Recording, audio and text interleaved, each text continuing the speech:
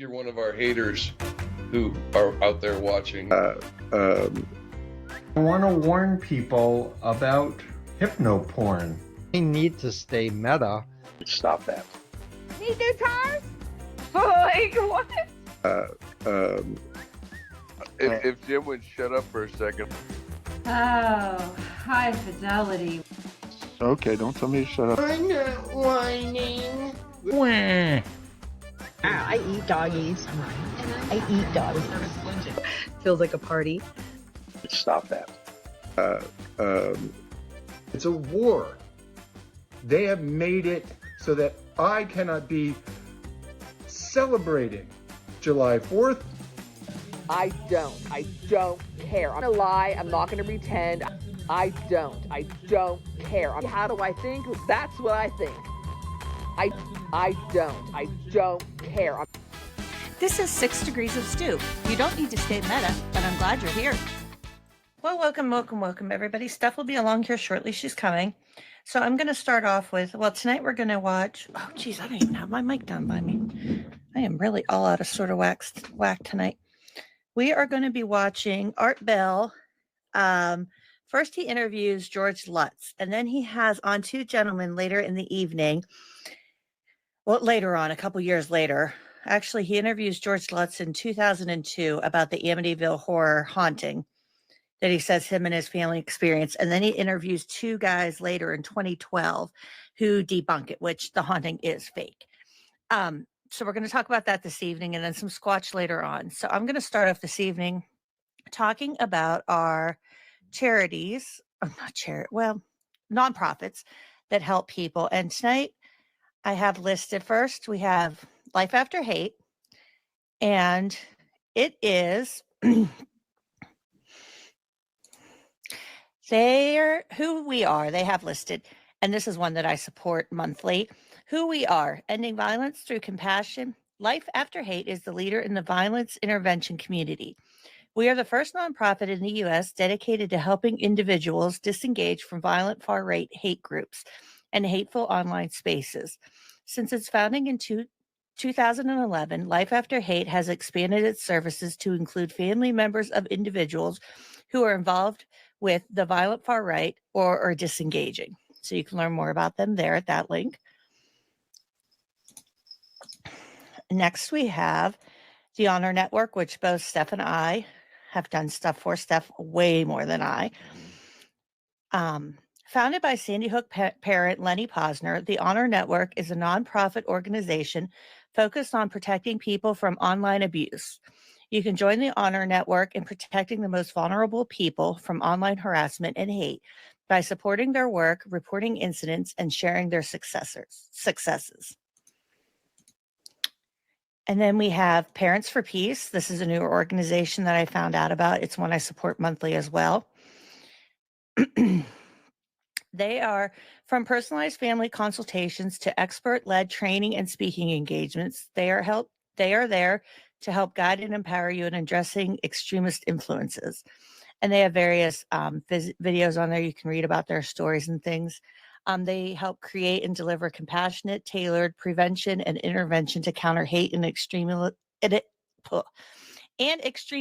as a public health issue. Boy, I can't even talk tonight. And then this is a friend of ours. He did leave the far right, Scott. You may have seen him on Blue Sky on Twitter. He tells his story, and he founded a group too, Hands of Air. It's a nonprofit working to educate the public on dangers of far right hate and using social work as a catalyst for extremism prevention. And that's the link to the Twitter profile of it. And then we have Leaving Magna. Oh my gosh, I really do need help talking tonight. And that's Rich Logus's group, another friend of ours. And he helps empower others to leave MAGA and tell their stories, fostering reconciliation with their friends and family, and to develop a movement for leaders to help others leave. It's a really good organization. And then Myrrh had left on her on our Discord she left this organization, Trans Youth Emergency Project. And the Trans Youth Emergency Project is here to help families navigate the complex and exhausting maze, offering logistical and financial support. Their team provides one-on-one custom patient navigation services to unimpacted providers and supports families of transgendered youth with emergency grants to help them travel for care. And all of these sources, if you don't catch them now, I'll keep, flashing them throughout the stream tonight. And they'll also be on my sourcing that I upload and provide on Spotify in the evening.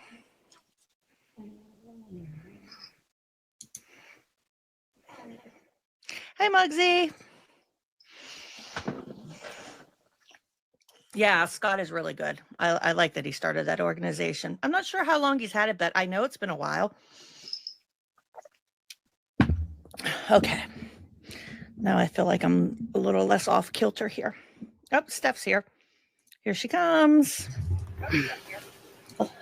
Hello. There she is. Whoops. I sent you a text message about why I was going to be late. If Yeah, you want to, don't read it out loud. Okay. I won't. I was cracking up. Nope, I will not. Okay. All righty. I read all. You what? Off all of our. Wait, what? Ready? I'm going to start with George Lutz, the interview that he did with Art Bell, just to kind of lay a foundation before Art goes and tries to debunk it and pretend like that was all really cool. Is this Amityville? Yes, it is. Okay. What the heck is this? Oh, now that's playing there? Oh my gosh, I cannot take Riverside tonight. Okay, I got that to go away. Media, what is it? I just do not want that. I got to delete this. I'm having some technical difficulties tonight, and I am not. You do bleep out sometimes. You do bleep out sometimes, you'll freeze a lot. Well, I don't know what to do about that. I did tonight set it so it doesn't record the same time I'm streaming, so hopefully that fixes that side. It could just be your provider. I mean, you're kind of out in the sticks. I have the fastest internet that I can get in Pennsylvania. Like, I upgraded months and months ago. Like, there is no higher I can go. Like, we can't get FiOS here. Like, yeah. The FiOS is really weird because it's like you have to be in this like weird limbo of out in the middle of nowhere, but not totally. Yeah.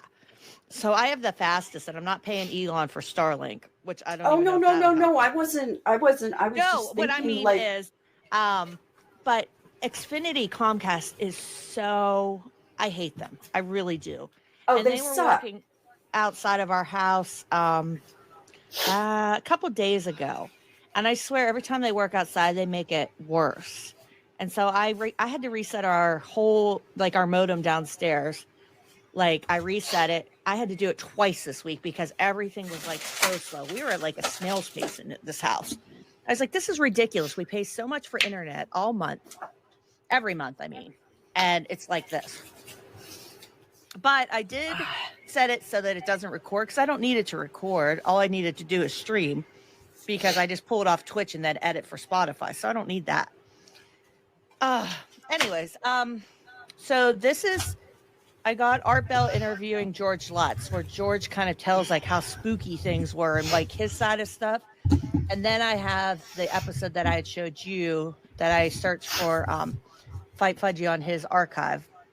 And I did no prep for this. And just to everyone, I apologize. And I just got done recording with poker. I didn't know we were recording today. And my editor was like, oh, I don't need that, the Love and Saucers article until Valentine's Day. So but I was like, no, but I have to be better about this shit. So I'm going to finish it tomorrow. But yeah, I just got slammed today with all this stuff. And don't worry. Honestly, I prepped for the Jim Stewartson thing yesterday. That's what I do for live streams. I do it the day of. It's no big deal.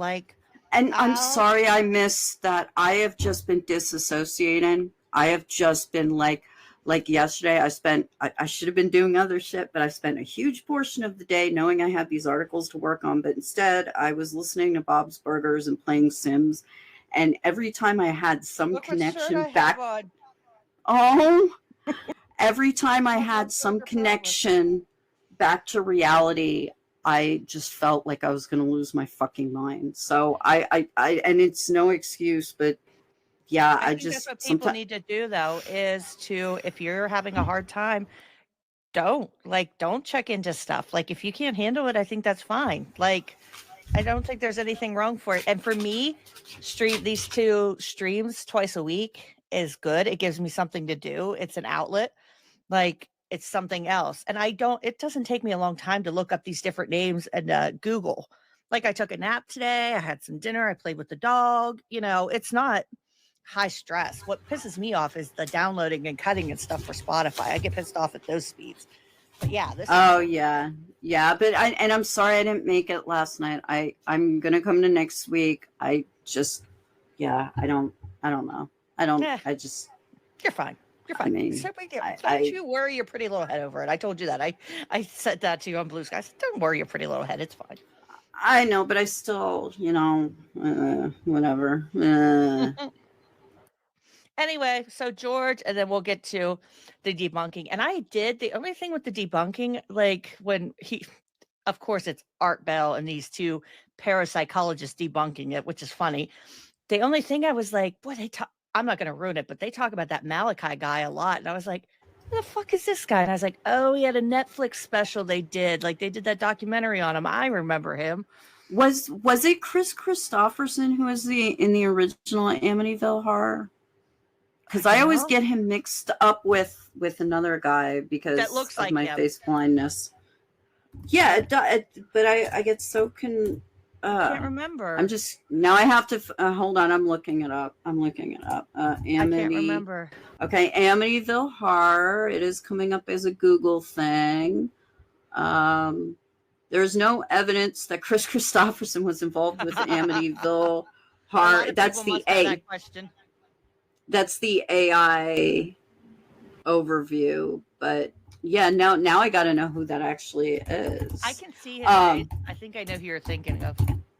One of the things that I know that I forget where I heard this, and I heard this a while ago about one piece of interesting evidence is Jay Anson in the book describes an incident where the hood of their whatever year make and model car flew up while they were driving, or it was a priest driving or something. It's a priest. And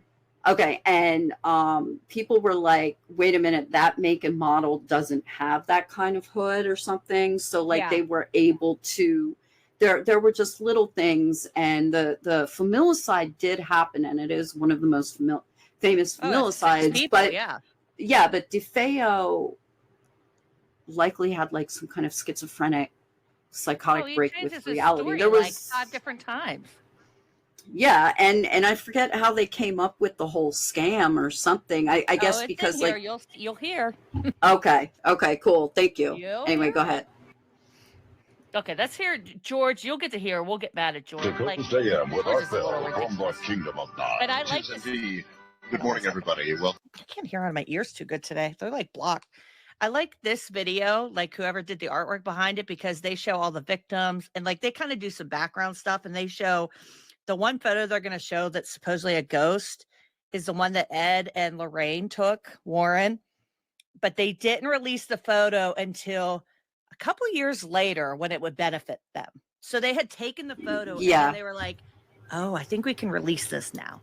And I think people need to keep in mind that a little known fact about Ed and Lorraine Warren is that at one point, Ed had a 15-year-old girl living with him and Lorraine in the house, and he was banging the 15-year-old. And look, if you're a swinger, I have no problem with that. Don't swing with a teenager. No, that's fucking gross. And Lorraine knew all about it. Yeah. Yeah. They were like the Neil Gaiman and Amanda Palmer of like the 60s and 70s. Yeah, thank you. Okay. Well, this is an interview that during let the me turn course this of up a my little career, I'm really quite surprised. I've never done before. The real demons were in them all I've along. never done it. Yes. So fortuitous that I'm about to. I saw, like everybody else, the movie, the Amityville Horror. And isn't it odd that the man involved in that happens to be just over the hill from me in Las Vegas? George Lee Lutz was born and raised on Long Island. His birth was any indication, was meant to be different from the beginning. he Seconds was a after special delivery, boy. doctors raced him into surgery and mended a large crack in his skull, one that should have killed him. His mother often said that she thought his miraculous recovery was a sign that he was destined for something special. Special boy. At a very young age, George displayed a Never ever remarkable tell your clinical parents that, aptitude at because the my age of parents used to 12. tell me that, and On look how I a turned out. plane, adding his own custom-designed water ski jets. It was only the beginning of a lasting love for boats, canoes, rowboats, runabouts, sailboats, almost anything that would float on the water. Later, the fascination grew to include cars, and today George can remember the color, interior design, make, model of every car he's ever owned. That's a bunch. At That's Ronald 19, DeFeo. he volunteered for the murderer. Marines. My parents were Marines, so he volunteered. Handsome guy. And later He went on is. to earn 2 degrees with honors at an FAA course that led then to a job in Boston as an air traffic controller, one of the high-stress jobs in the world. His father's death a short time later took him back to New York to run W.H. Parry, Inc., the family's land surveying business. George, who was born and raised Methodist, who always considered himself That's the more couple of that a played them devout in the movie. realist, married for the first time in That played George 72, and Kathy divorced Lutz. in 73. Short marriage during the process He of his was in the enormous FAA for 20 years, marriage. Yeah. George- but not His during father was 9/11. No. I believe it's Pecoraro, we'll get it, a Catholic priest, an ecclesiastical judge within the archdiocese of the church, with whom he quickly forged a strong and lasting. This is a photo too that somebody took, and it's just a superimposed image, and they show this all the time, like it's proof. I forget What- whose kid it was. Like, So, well, number one, that could have been a photo, especially with the older types of Yeah. film. That could be an image left over from the image before it. You know, remember when you had to used to take your like shit, but most of you don't. You used to have to take shit to like CVS to get it developed and stuff, and that's what there is. Jesus, and I know. there wasn't. What is this? 3 Men and a Baby? Jesus Christ! and George and Kathy had a son at that time that was that age and looked like that. Like, What and so what? Why? So George Lutz is just trying to coast off of this fame. What a loser! Get a life. George met Kathy Connors, who had 3 children from a previous marriage. A year after George and Kathy's first date, they were married, and soon they began searching for a house of their own.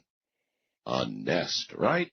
By the summer of 75, they thought they had found their dream home, which happened to turn out to be a 2.5 story Dutch colonial in the quaint Long Island community of Amityville. Little did they know that a legend was about to be born. In a moment, the truth, the real truth behind it's not the real truth. that legend. I'm just giving you guys background. This is not the real truth. I just wanted to show, because Art becomes so, like in 2012, he's like, wow, this is a hoax. And I'm like, are you? Yeah, so the whole thing, I the whole know. thing made for a great movie and book, but it was all bullshit. Yeah, the real tragedy is what happened. All to right, these here from family. Las Vegas, Nevada, just over the hill, is George And Lutz. because George, people hi, can't Arnold. accept Welcome to that the program. random people can snap like that, Yeah. it has to be a haunting. Yes. There can't be any, and in fact, in the earlier days of like psychology and psychiatry, like around the Victorian era, what we know today as psychologists, psychiatrists, or profilers were called alienists, because it was believed that this urge for homicidal murder, for sexual depravity, that it came external. So that, you know, that people have always done this kind of stuff. It can't just be 19 hijackers. It has to be some vast conspiracy. It can't be one guy who was just batshit crazy and killed his whole family. It's got to be there were ghosts. Exactly. Demons You know, made it do it. Demons and all made it do you're it. doing is destroying the history of this family because you're infusing it with bullshit. Exactly. And still to this day, I mean, and you look at the people, and there are stories, and I have articles on this that I'll post, that try to live in this home. You know, they've bought it over the years, and hundreds of people are there, and you have documentaries that come out there, and ghost hunters, and you know, these people that study supernatural, and then you have the people in Amityville are just trying to live, and they're like, this isn't our community. It was a tragedy. And we knew these people. We knew their kids. Our kids played with them when they were younger. I was friends with, you know, the older daughter who was a teenager then. She would be my age. She would maybe have a family, you know. This is a real tragedy. And people I mean, the house is actually literally cursed now because of the notoriety. Like it was almost like creating a tulpa. They created their own demons just by giving this house all this notoriety. And you know, I would imagine like the people that live in the Grateful Dead house and hate Ashbury. And I guess anyone who moves to the Amityville house, you would have to kind of know what you're in for. Halloween like house? You're not. Yeah, you're not going to move to the Halloween one? Yeah, you're not going to move to the Grateful Dead house or, you know, the Amityville house and have a peaceful life. Crime, though. Like, I think but you know, you're not just living there. You're not. It's not going to be peaceful. So you kind of have to know that. Yeah, I just think people are gross and exploitative. It's great to have you, George. You're not on a what kind of phone? Oh my gosh! Can I just say? Oh, you're on. I have to laugh. Art with telephones fucking kills me, and this is going to be a theme tonight because when we listen to the second one, Skype is new, and Art is so thrilled with Skype. He's like, guys, Skype is out. Like, you should really try it. Your microphones will. Like, he is so obsessed with the quality of phone calls. And because he has such a boner for radios and stuff like that. I think he got his first ham radio license when he was like 12 or something. Yeah. He was just this little like child prodigy with I love it. Electronics. So I find it so endearing. It really is really one of the cute things about him, and that's why he was always telling people to turn the radio off and stuff. I know, I love it. I just had to point that out because he's going to do it throughout this, and it cracks me up. You're on a hard line. Okay, good. Got a bit of static tonight. Yeah, I hear that.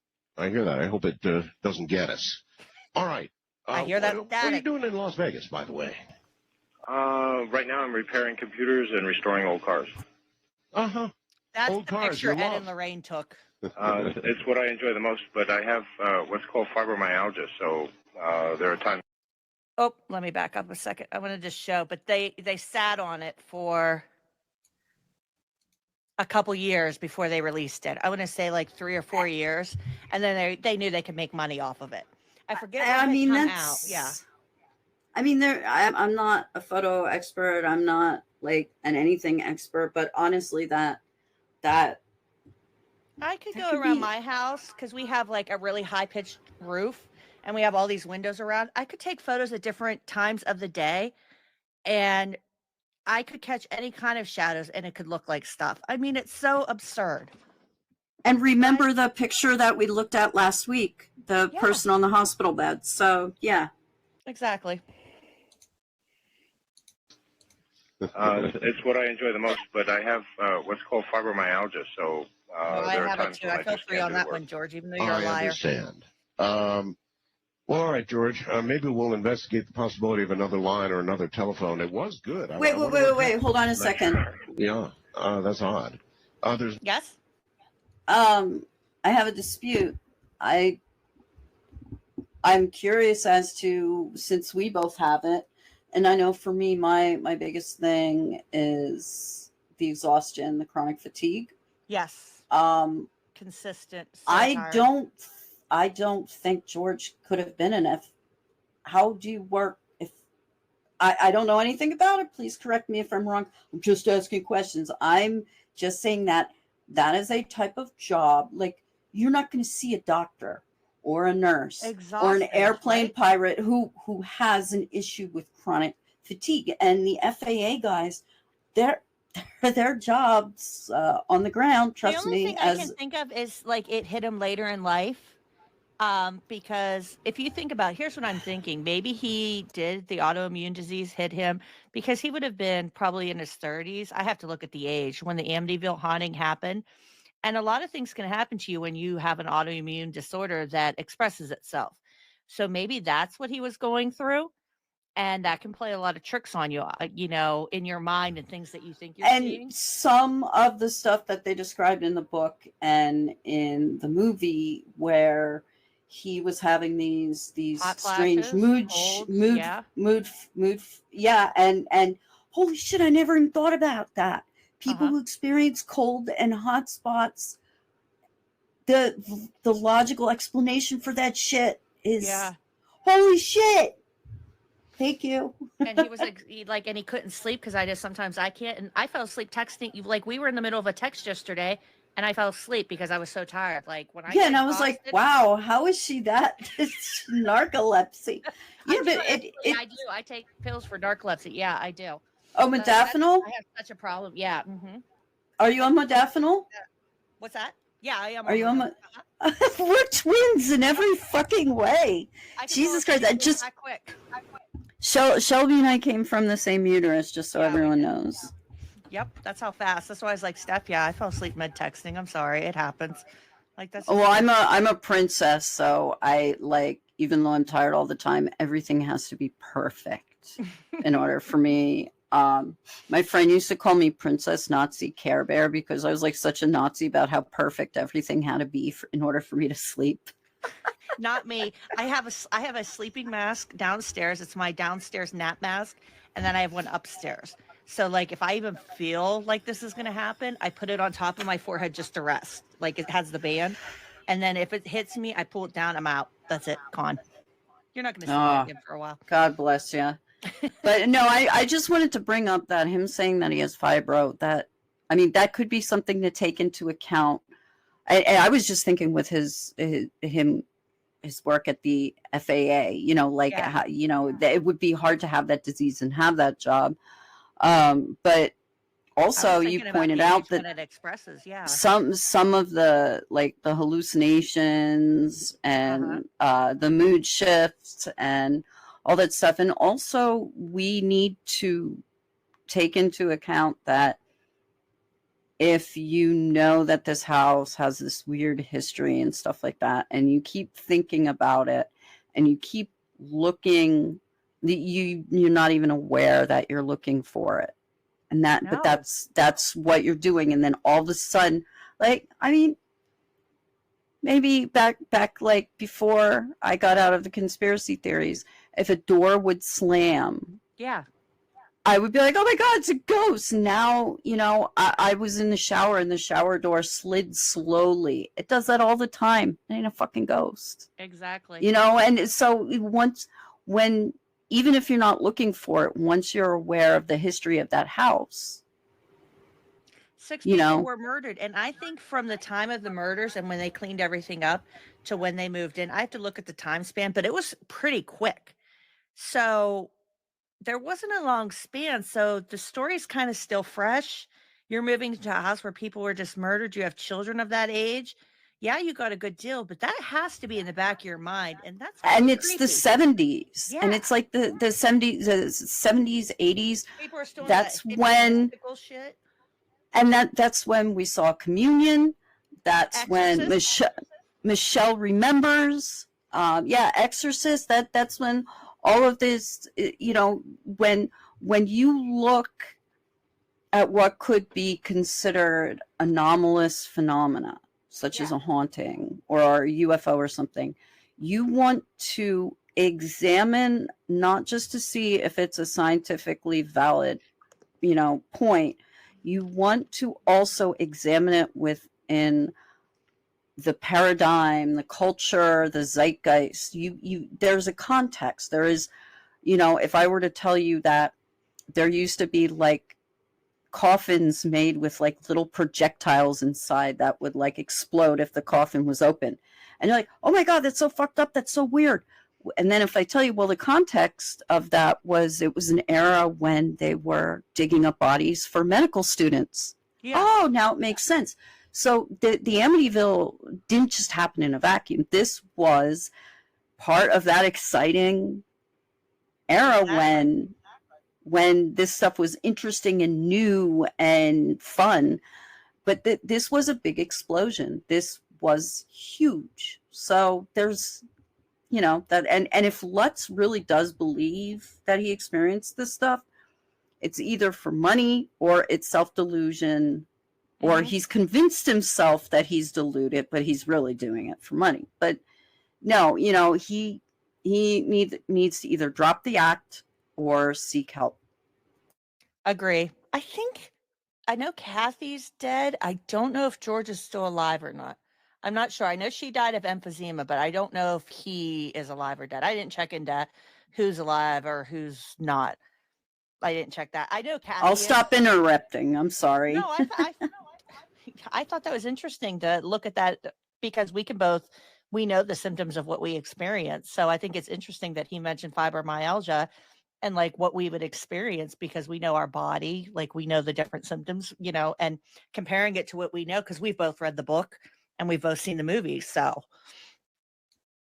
I own the book, the little flies in the bottom of the page, which is clever on each chapter.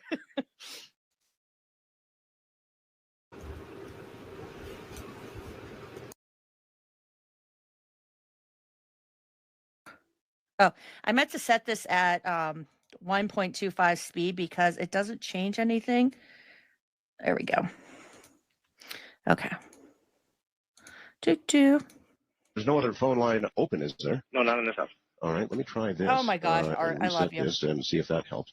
All right, anyway, George, it's hard to even know where to start, except all my life, you know, I saw the movie and all my life I've been hearing about Amityville, and in fact, a man that I interviewed, who's now passed away, of course, Father Malachi Martin, said to me in the course of an interview that the Amityville house was one of the most haunted places in all of America. This was a live interview you did with him? It certainly was. Yes. So I assume hundreds of thousands, if not millions of people heard this. Oh, absolutely. Sure. Yeah, absolutely. Of course. So I'm not sure where to begin all of this with you, except I guess, you know, in the bio there it said that you and Kathy had just married and you were looking for a brand new house to live in, and it's the nesting thing. You know, you get married and you get a family and you want to go and you want to find a place, you know, to have that family, and then that's what you were doing. I found that out. I didn't know who he was. We each had our own home. Oh. So the idea was to sell both homes and get one. That way could look at as both of ours. Mm-hmm. That's right. How does that kid look like the other one? Like my house or I liked hers either. So it was one of those, let's go find something we both like. Yep, makes sense. And she had 3 children. And so it really made sense to put them both up on the market, and then whichever one sold first, move into the other one, and then as soon as that was sold, hopefully we would have found another house by then, and it did work out that way. Yeah. Do you remember how old the children were at the time? Roughly? That's a really shoddy kindergarten yet, so she would have been like 4. Carrying job. And then Chris and Danny would have been no 7 gloves and on 9, the medical people, nothing. Okay. I'm sorry, it's too long since I've tried to remember those things. Yeah, a long time ago. Well, you're going to be trying to remember a lot that's been now a long time ago. Hopefully I'll do better. So, and by the way, folks, George has a cold too. We both have colds, so bear with both of us. It's tough to think clearly. It's tough to do anything when you're in the middle of one of these monsters. How we've gone to the moon, done all this other stuff, now even cloned the first human, according to the Raelians, and we still can't cure the common cold, George. Doesn't make sense to me. Art threw out the Raelians. Did you hear him real quick there? We've cloned the first human according to the Raelians. I died when I heard Art say that. Jesus fucking Christ. I was like, Art, you've got to be kidding me. You know why we can't cure the common cold, Art? Because it's real. But the Raelians just said they cloned a human. That documentary is good on Netflix, by the way. Was it Netflix that did one? Because I had never really seen an in-depth piece of them. And again, you have to be careful with Netflix documentaries, but it was pretty well done. I think it was Netflix. I'm just gonna sit here and groan. It's pretty amazing. Yep. All right. So you went to look at the house at 112 Ocean Avenue in Amityville. All of you, I presume, or just you and Kathy? No, all of us. All, even the children, huh? Yes. And we had a criteria. That was we were trying to find a home on the water, because I had both of them that wasn't trailerable, really. and it was important to have the boat close by rather than travel back and forth to it, since we tried to use it as much as we could. Okay, well, you knew, I presume you knew, about the DeFeo massacre, that 6 people had been murdered in that house. I mean, that's a very serious thing to have occurred. We didn't know this when we first went to see the house. We knew it after the realtor told us after we had toured the house. It was a pretty good price, right? The market, it had been on the market for, I believe, 100,000 or so, and by then it had been reduced, if I remember correctly, to 90. We made an offer of 80, and they accepted it. Really? What do you think, Really? George? What do you think market value was for that house then? Real market value? Well, the house was 4,000 feet. It had a boathouse that would take easily a 36-foot boat at the time. It had a 2-car garage attached to that, a heated pool, a full basement. My guess would be then realistically 125,000 would have been not on. What does that picture so prove? At some point, you must have bugs asked in a yourself, room? or the realtor, And? hey, how come? Maybe after you I guess consummated when the they deal, moved how come in, it's so cheap? the Or room when did you hadn't been find used out for a while, 6 bugs people died had been and flew murdered into there? that room. The After screen she wasn't showed it to us, and secure. it was obvious that Kathy had They fallen lived in by love the with it, and I water. liked it very much. She said, I don't know if I should have told you this before I showed it to you or after, but this is the house the DeFeos were murdered in.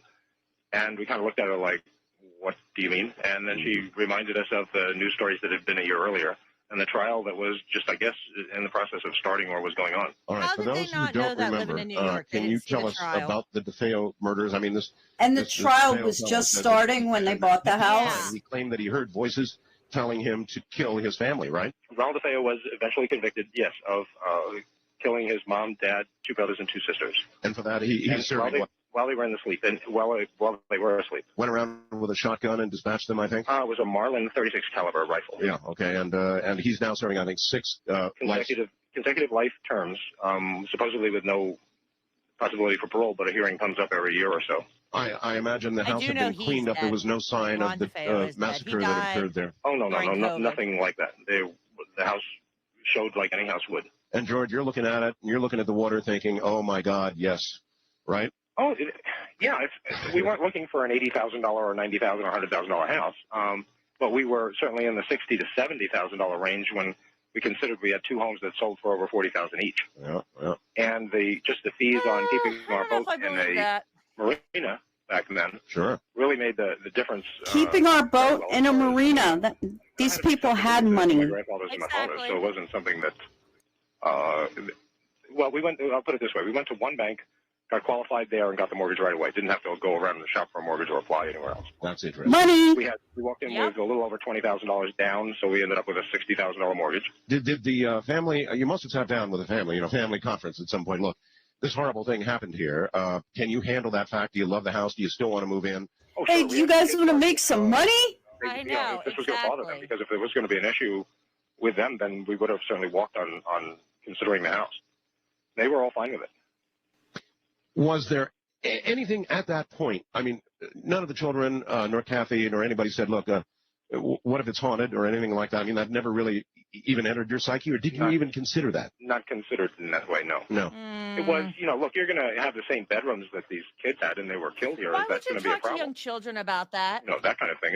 We asked them, and we talked Be about like, it hey, at there were length as a murders in family. this house. It wasn't How a do snap you feel decision by any sleeping means. in We went those back and saw the house a bedrooms number of were times. murdered in? One time, Can Kathy you- and I even well, went down in my boat to see it from the Maybe water. you See if tell we them, could maybe find you it. don't, because at school Sure, the other it's the easiest thing kids Yeah, would but say you wouldn't be something, like, hey, but this bedroom you're going to be sleeping in, 2 of the kids are murdered in there by their brother. It was pretty brutal and bloody. Yeah. How do you feel about sleeping in there? yeah, that would be like saying, hey, Carol Ann, go open up that closet. Exactly. You might have a discussion after you bought the home, because parents don't involve a healthy parent would talk to their children. You make adult decisions because you're an adult. You don't discuss these kind of matters with your child. Now, after you purchase the home, you might say, hey, a really tragic thing happened here. It was pretty sad and some people were hurt, but it's okay. And you might explain to them, or they might come home from school and say, people at school were talking. And then you explain to them and say, there's nothing to be afraid of, things like that. You're not going to say, no, yeah. But it just I think he's revealing a lot, and I'm kind of baking it and kind of building a profile on him as I go along here. But, just some of The stuff he was saying about financing, I think he gave too much away. Look, dude, I'm sorry. I don't know about real estate, okay? But Yeah. like beachfront, waterfront property in any state is going to be expensive. And Long Island is known, and I know this just because of the Long Island serial killer, at least in more contemporary times, Yeah. Long Island is for the uber wealthy. Yes. Yeah. Middle class Yeah. is not living next to the water. That's for the wealthier people. Yeah. Right. And it's also, Long Island is also a semi remote area with vast areas of like empty, like unused land, which is why Lisk was using that as a dumping ground, because no one's going to look in abandoned property that is near rich people's houses. No. So, but all of this, building up his mythos of everything surrounding it, talking to art, making it. Have his parents ever? Have his children ever come out and said anything? The youngest boy did a documentary called Amityville. I cannot remember the name of it. And he says like the haunting ruined his life. And I believe he supports some of it. But I think some years later, he denied it all. So I think there's some conflicting things. I don't know if Missy ever talked, the daughter. And there was another boy, I think. There were 2 boys and then Missy, as I recall. But I'm not sure. Dude, if you're gonna swindle, like, it's just like, I didn't even really give. I think too it's much called of My a Amityville Horror. That's what it's called. The documentary that his one son did. Shoplifting doesn't bother me in general, even when I was working at the Halloween store. What bothered me is the parents that would use their children to shoplift. I hate and that. That's what George Lutz is basically doing here, using 100%. his children to pull off a fraud. You want to be a fraudster, go be a fraudster and rot in hell. Don't pull your kids in. Missy saw pig and there were hoof prints outside in the snow. No, your daughter had an imaginary friend. You build it up and made it much worse. Your daughter had an imaginary friend. They, like you said, they were using her to shoplift. And if you saw prints outside, those could be bird, whatever kind of waterfowl. You know what I mean? Like, and because you're thinking about a pig, you're oh, I must have seen a hoof, and you convince yourself that this guy, I don't think he really believes this stuff happened. I think this guy's just a piece of fucking shit. Sorry, that's my opinion. No, and I'm going into this kind of cold. No, I don't hold very high regard for him either. I listened to both of them at like one and a half times speed, like real fast, just so I could get a general tenor of it. And it's, for me, like, this is one of the ones, like, learning the truth about it. And it's not that I ever really believed in hauntings, but my Aunt Lisa gave me the book. And I remember reading it as a teenager, like even younger, probably like 5th grade, maybe 4th or 5th grade. And I was just like, wow, what an amazing story. And watching the movie. And I just found it fascinating. And then when I read the true crime, whenever I got into that and I read the murders, and I thought, how horrifying. But I still kind of believed the haunting. I was still kind of in that, maybe, I don't know, but I didn't think it was that severe. And then, of course, obviously, I don't believe any of it now. I don't know. This one really pisses me off. Like, this grift really gets me mad. It's up there with probably almost not as high as Jordan Sather and the QAnon people, but it's pretty close. Well, it's one thing that you should keep in mind with these, and whether we're talking 70s, 80s, 90s, or current day paranormal investigators.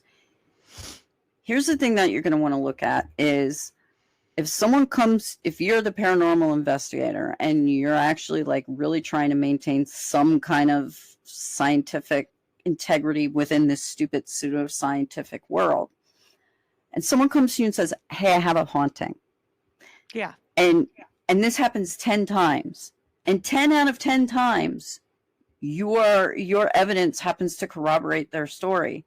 Fuck you. if someone comes to you and says, like the Warrens, and says, we think our house is haunted, isn't it amazing how every haunting, how 9 out of 10 hauntings were not only real, but they were demons. I know. And hey, we just happen to be demons. But you know, what? And Ed just happens to be a demonologist that can do exorcisms. Isn't it amazing?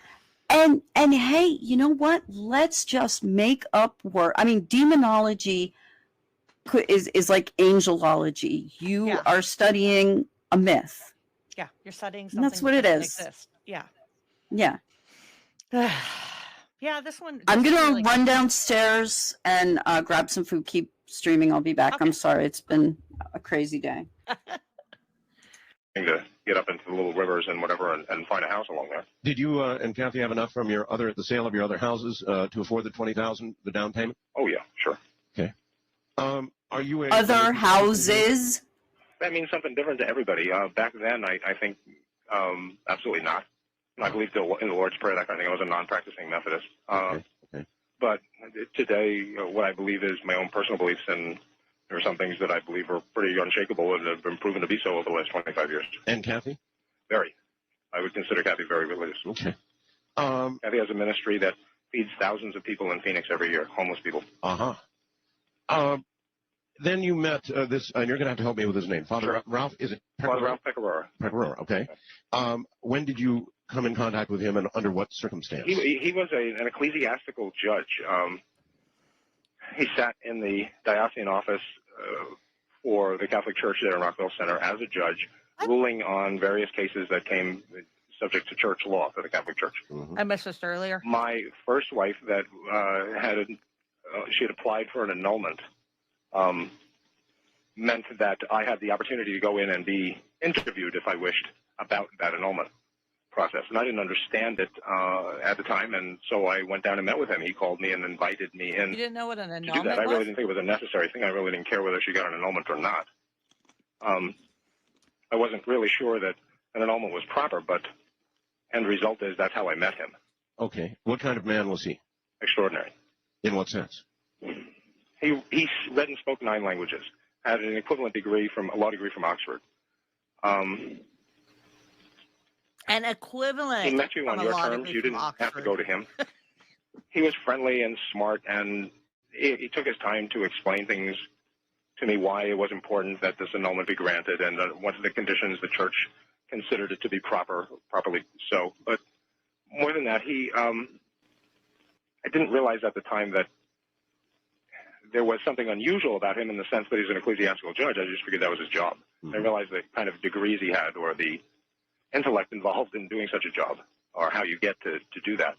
So I guess you all became fast friends through this process. Good friends, and talked on the phone maybe once every 10 days, 7 days, sometimes 2 weeks, but it was always going to be he was going to come to dinner, meet Kathy and the kids, that kind of thing. All right. He ended up, anyway, you became friends, and he ended up blessing this house, right? Yeah, and I should tell you how that came about. I'd like to know how it came about, yes. One of my hobbies was building Harleys then, and a friend of mine, Jimmy Lascalzo in New York, had a Harley shop in East Northport, New York. And Jimmy, when I told him what house we were buying, the DeFeo house, right, he said, "You've got to get the house blessed." And I said, "What are you talking about?" And he said, "You've got to get a priest and get the house blessed." And I went home from that and asked Kathy about that, and she said, "Oh, yeah, well, that's something you do if you're Catholic and you buy a new house, you do that."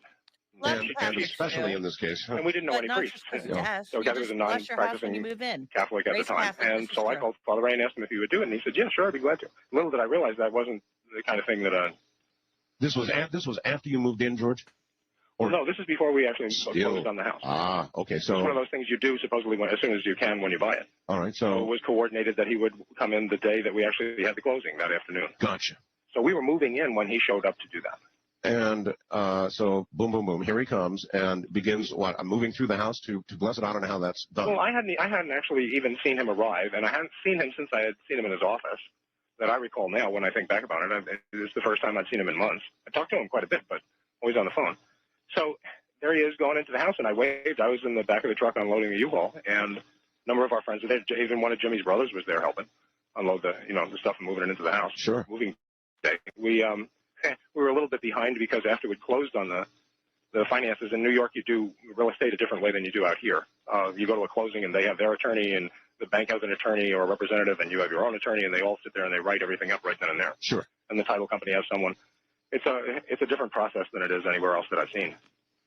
Well, we had forgotten to get the key at the closing, so we had to go back and find the realtor and go back, get the key, so we could actually get in the house. Right. And there are all these people waiting around to help us move in. So he showed up, and we were quite behind time. It's starting to get dark. It's November. And so I waved at him. He went on in, found Kathy, and went about blessing the house. Which means what? You go from room to room, that kind of thing? Or, Yeah, you he know went room what to room, that said means. prayers in each room, using holy water, and I guess there's a house blessing that they do. I'm not privy to the words. Nor am I. But very interesting. All right, stand by, George. We're already at the bottom of the first hour. Goes very quickly. George Lutz is my guest. He's the man, along with his family, who lived the real Amityville horror. And as the night progresses, we're going to get that story as it really occurred, with the time necessary, which you have with the luxury of radio, to extract that kind of information. So that's what we're up to this The night. George luxury of Lutz is radio. here. You I'm won't get Ardell, this and this anywhere else, right, is Art? Coast to Coast AM. Ghosts, or the presence of evil, seems most frequently to show up at places where great evil has been done, like the DeFeo murders, for example. 6 family members murdered, slaughtered.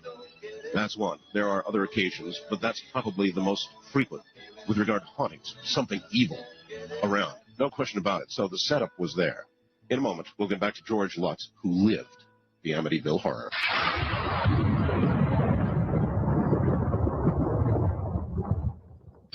Spooky.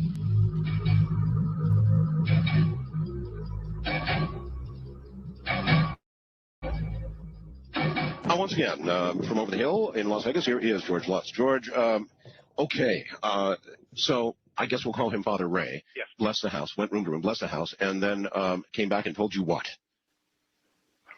He was a bit uncomfortable in the upstairs back bedroom. I wanted to pay him for coming. He wouldn't accept payment. Tried to give him a bottle of Canadian Club. He wouldn't take that. We invited him back for dinner. He stopped and just said, he asked us what we were going to use one bedroom for, which was on the second floor in the back. And that was evidently the bedroom where the 2 boys had been murdered. So he told you not to use the second floor sewing room. I've got a little echo. Let me try to get rid of that. The second, he told you not to use the second floor sewing room at all, or as a bedroom, or what? Kathy explained she was going to use it as a sewing room, and that he said was fine. There was something about the room that made him uncomfortable, and he managed to communicate that to us without any alarm or anything. I really don't know how to explain this other than he asked what we were going to use the room for. He said he felt a little bit uncomfortable there, and that's basically what he said.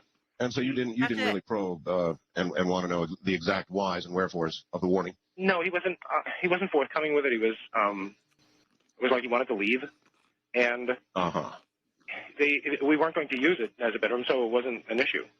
All right. It was a strange thing for him to say, but it was like, okay, you have to leave, and that's all you're going to tell us. Obviously, thanks for coming. Good night, in there. and see you later. Really, Sleep. We invited him back another time, to come back for dinner, and he said he would, and that was it. All right. I've got somebody else here who had impressions of the house, who's on the line I'd like to bring on. That part, this part's good, but for brevity of time, this is just a lady who was in the house, but she talks for a really long time. But I really just want to focus on George's story, because when we go into the second part where Art breaks it down, it's about George. It's not about what anybody else really experienced. So I did mark that down. We need to go to 3846. Whoop. It was very Hollywood. Very Hollywood. All right, but what's the real story, George? What really did happen there? There we go. She tells a pretty hyped up tale, but for brevity. George, welcome back to the program. Hi, Art. You have described what happened in that house at Amityville, George, as, I don't know, I guess a kind of a 3-ring circus. Now, many in my audience have either read the book or seen the movie, and the movie, of course, dramatized the heck out of what happened, I suppose. That's a really nice way to put that. Is it? It was very Hollywood. Very Hollywood. All right, but what's the real story, George? What really did happen there? It didn't happen all at once. When I think back on it now, I think my perceptions of it are different than they were then. It seemed at times then that it just was like a rolling snowball that got bigger and bigger and bigger. Well, no family pays that kind of money for a house, lays their life on the line, especially a place they love, and then flees a house, George. It doesn't happen without some really serious stuff going on. Movie or no Here we movie, go. Nobody does that. Gonna Nobody get flees why a they house fled without the house a in, significant what is it, reason. 28 What really days? happened? When we left the house, Art, I should tell you that we wanted to get the house fixed. We really did not want to just leave our stuff or give up on living there. Of course not. And so when the opportunity came to put together With you had enough. the psychics that went in and investigate the house, the idea was that they would fix it. Yeah, but there was obviously a lot wrong to fix, and that's what I want to know about. I mean, what the hell happened in that house? What the hell happened in that to house? even bring the Art wants psychics to know. on? Hold on a second. Well, or even to the point where the psychics came in. If you need your house fixed, you don't bring in psychics. You bring a maintenance man. He wants it. You know, I flushed a huge turd down my toilet, and the toilet is completely fucked. The plumbing is exploding. I need an exorcist. There you go. Yeah, that's what you do. I thought that choice of language was funny too. When I noticed that earlier too, when he said he wanted it fixed, I was like, fixed? How? I mean, what began to happen in that house, George? By the last week we were there, it was nightly occurrences of noises, the things like odors coming and going, or Kathy being touched from behind by some unseen person. Odors. They lived on the waterfront. To herself and asking questions like, Kathy being touched. George was pinching her Jody ass. telling us about her imaginary friend that wasn't so imaginary, it turns out. Yeah, she claimed to have an imaginary friend, right? Yes, and she would come and ask Kathy questions like, do angels talk? And really, Jody is the name of the angel, and Jody is telling Missy that we're going to live there forever. Forever. Strange She had an thing. imaginary friend. She had a good imagination. Kind of off-putting. She's a fucking Our dog kid. That's what an imaginary friend would say. I don't want you to leave. Yeah. My boys had them. It's natural. That's what kids do. There's nothing supernatural about it. That Mary was talking about earlier. And this was around the time of Charlotte's Web. Yeah. And who wouldn't have a pig friend? Yes. And then you had Romper Room too, where they would talk to you through the TV. I see you. And, they talk to you through the TV. And the shows were very interactive with you. I mean, you were encouraged. We were to use our imaginations back then. You grew up in the same Romper Room? Yeah. Holy shit. We really are twins. I love Romper Room. Oh my God. What a great show. Never said my name. No. Holy shit. Wasn't the lady who did Romper Room, wasn't her name Miss Judy? I can't remember what her name was. Or no, or maybe that was Hatchie Malachi. It was one of those yeah. But and I was like, Judy, huh? I'm not sure. But yeah, I mean, I didn't really have an imaginary friend. But I played with my stuff. I still play with my stuffed animals. This isn't weird. Like, I was so lame at with my imagination. My imaginary friend was named Holly Hobby. She was a real character.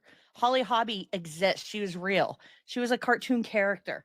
I had such a bad imagination that I made up the character was my friend and she was imaginary following me around. I had no imagination, but kids did that. I still remember that she was my imaginary friend. I was lame with my imagination. The house was the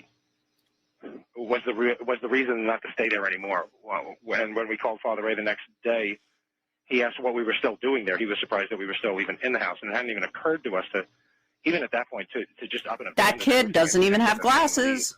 Yep. That night, Kathy had levitated and moved away from me on the bed. No, wait a minute. Slow up right there.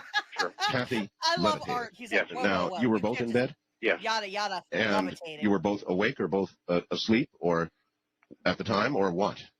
Kathy was asleep. She was asleep. And she lifted up off the bed and went towards the wall away from me. Huh.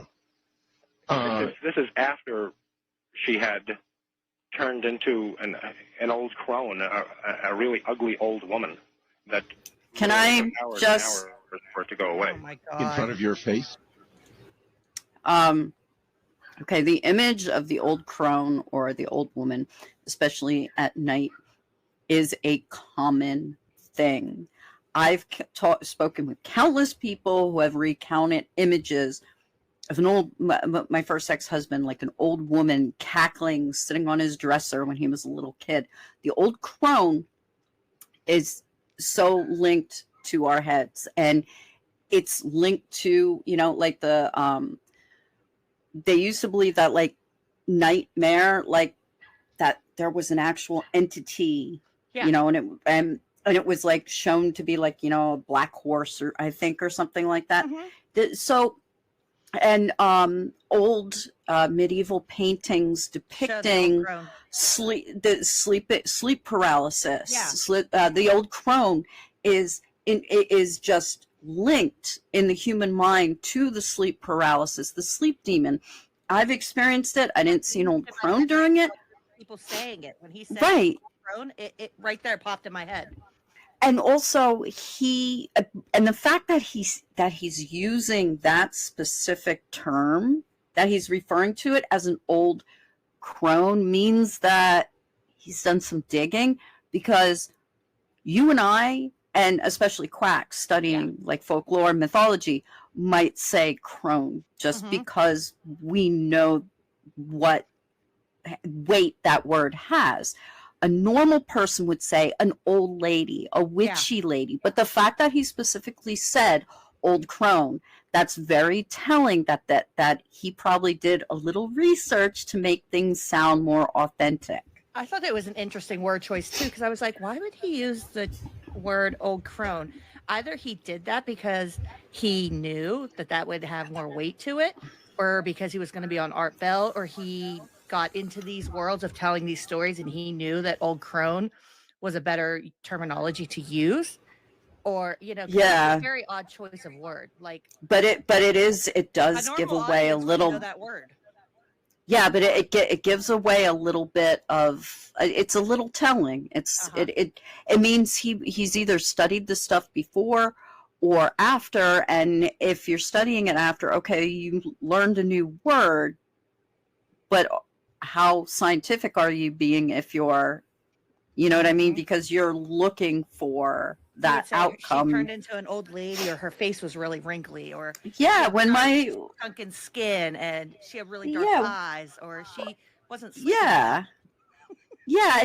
And nobody who doesn't understand like paganism, occultism, Wicca, mythology, folklore, and stuff like that, or even, you know, someone who's dabbled with the tarot cards might be like, crone, you know, that word is so specific to that community. So he was either dabbling before or after. So it's hard to tell how much that dabbling played into what happened. Interesting, because I remember it's in the book, and I know they showed in the movie a little bit, but they have friends, and his one friend is married to, or his girlfriend, somebody in the movie has like a psychic or a medium girlfriend. Like, they do have friends who are in that world.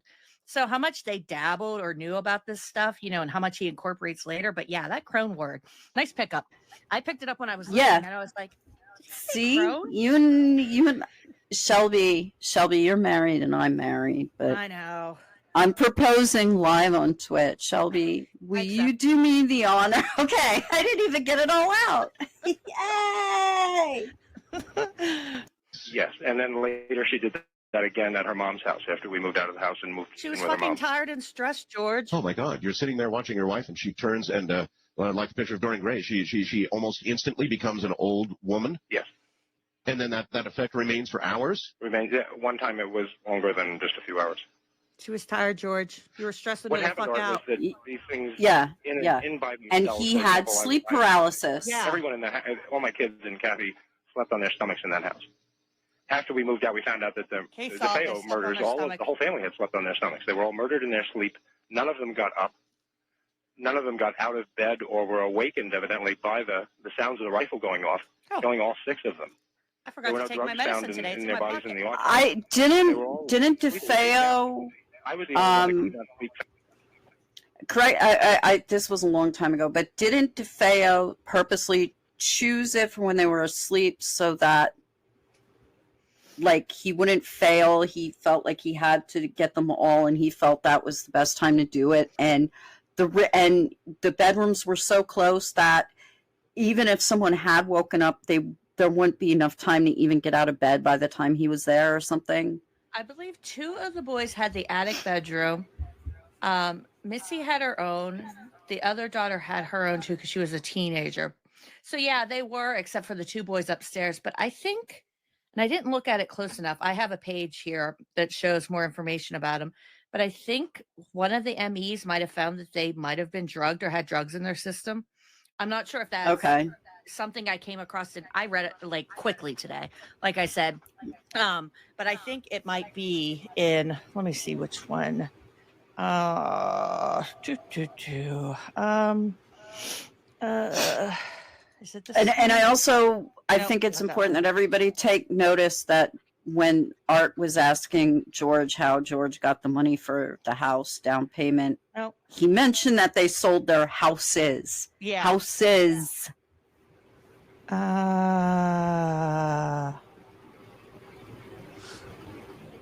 Nope, not that one. Might be this one. Nope, that's from archives. I'll find it anyways. I do have it, but it shows like it's a very thorough page all on the Amityville horror. And I do think that they might have, or it's a suspicion that they had drugs in their system, but that makes sense too with like where the bedrooms were. But if you're sleeping at night, I'm not sure if I remember. Yeah. Oh, I just noticed that Eric or Poker changed the title. We deserve 9/11. Holy shit. Wow. Sorry about that, everyone. Thanks, Mike. Oh, that's a good one, Mike. I didn't even catch that when I was recording with them earlier. No, I just think that, I think everybody would still enjoy Amityville just as much if they admitted that it was a hoax, because that doesn't change. I still love watching the movie and reading the book. It's Yeah. And it's like, I know Paranormal Activity is absolutely not true, but I love that fucking series because it's so dark. There's always one of those endings where it's like the ending of Open Water. It's just like this, oh my God, this is horrible ending. And it's terrifying. And I know it's so fucking fake. But I still have fun. It's still just as fun. So it's not going to change anything. And also I just want to say that, I am a diehard skeptic, but I have experience. I had a phone that lifted itself into the air and threw itself across the room so hard that it became unplugged from the power, what do you call it? The power strip that it was plugged into. There are a lot of things I experienced that I don't have an explanation for. And the phone one, that's one of those ones where I'm like, I don't know. No fucking idea. But it actually last week, like there are things I'm sure we'll never be able to explain, and I'm sure maybe there's a reason it happens and I don't understand it. And that's fine to look at that stuff and go, I don't know what the fuck happened, but the fact that it's so that they are taking every Fortean phenomena, and assigning a supernatural cause to it, that takes away from the real excitement. Is there an afterlife? That's an exciting thing for all of us. That's something that all of us have thought about. Sometimes I think about people I know who died, and I'll be like, I wonder what they're up to. And it's not because I forgot that they're dead, but I'm just like, oh, what's it like? Doesn't mean that, and there are serious people out there who want to explore these things using science, using logic, and just like MUFON, and just like it just became swamped by this type of shit. And what they're destroying is the whimsy of it. They're destroying the mystery by faking it. I just wanted to say that. I agree. I am right there with you, Steph, and it makes me mad because I think there is some scientific things that, there's value to some using the scientific method. Face down in that house. I never slept face down before that, and I certainly couldn't do it there. Through all of this, George, did you ever question your own sanity? I mean, we don't often look at our wives and see them become a 90-year-old woman. That's because it's not instantly true. and then have that remain for hours? I mean, we just don't. Did you question your own sanity? Sure. Many, many times in many different ways. What about the effect on Kathy? Kathy, was she questioning your sanity or her I bet own, she or was. were you beginning to understand it was the house? Kathy was damaged in a different. Each of us were affected in a different way, and I think Kathy was damaged in a different way than I was, and I think that for her, in so many ways, it was much harder for her. I think they said that his 20-year FAA career started in 1980. I think he was like 72 or in his 70s when he passed away or something. Oh, wow. I'm not sure, was he? But what I'm trying to say is, like, where Art is posing the question to him, did you question your sanity? And he's like, yeah. And then he quickly moves on from that. Hold on. I'm looking up like his date of birth real quick. He puts it on Kathy. He was born in 1947. Do we even need to have a discussion about men's mental health in the aftermath of World War II? Even if they were born after World War II, mental health was not something that we spoke about. It wasn't. And his father, smacks that guy. yeah, you think about the men in his life too who lived through World War II and the women in his life. Mental health was not great back then. And so, yeah. So when Art says, did you ever question your sanity? I don't think George is lying. He's being honest. But because of the culture, because of the time he was born in, 1947, men, okay, maybe you had that as a fleeting, and it's also quick. It's also telling how quick he moves on from that. To Kathy. Well, let me tell you about Kathy. It was right. And you can tell that that George probably did experience some phenomena that was actually the root cause was some kind of mental illness. Yeah, right? I agree. And because fucker born in 1947, maybe something's wrong. It can't be something wrong. It can't be me. Men don't break. It's got to be my wife, and it's got to be this house. So it is important for him, for his mental health, that this shit really happened. So whether maybe he drank his own Kool-Aid, I don't know, but it's important for him that this was real. I do. Because it's not I him. would agree with that. Because that would show a weakness. And, I know a lot of men during that time period, and even today, it's that where you've got to be tough. You can't show any sign of weakness. You can't, you've got to put on that, men don't cry, that kind of thing. And it was even more pervasive back then. That was just the way it is. You didn't talk about that kind of stuff. And, honestly, doing this with you and the stuff that I did with Dave, like maybe a year ago, I wouldn't have caught a lot of this stuff. Like, I feel like I'm getting a little better at this stuff. And context, I'm not kidding. Like the first time where I really started like understanding how important context was with Knowledge Fight, and they and also with the dollop too, listening to that, and they talk about like, okay, this may sound weird, but in the historical context of the time, a street littered with horse corpses was not unusual, so just understanding the historical context, when a person lived, when a person was born, I think that really can help reveal. Oh God, I sound like a conspiracy theorist. I'm just going to shut up. No, that's a very good point. And no, I do think that's a good point to look at. You really help this. I really enjoy doing this. Like, and Me too. I know I've said it, like, even though like it's so stressful, like everything that's been going on. And I sat down today and I was like, it's Wednesday. It's conspiracy night, like where I get to listen to other people. And I said to Taj, I said, we're doing Amityville horror tonight. Like, I really like it. And I said, but I just know somewhere along the way, it's going to piss me off somewhere. I always think it's going to be, I said, somebody's going to make me really mad in this episode.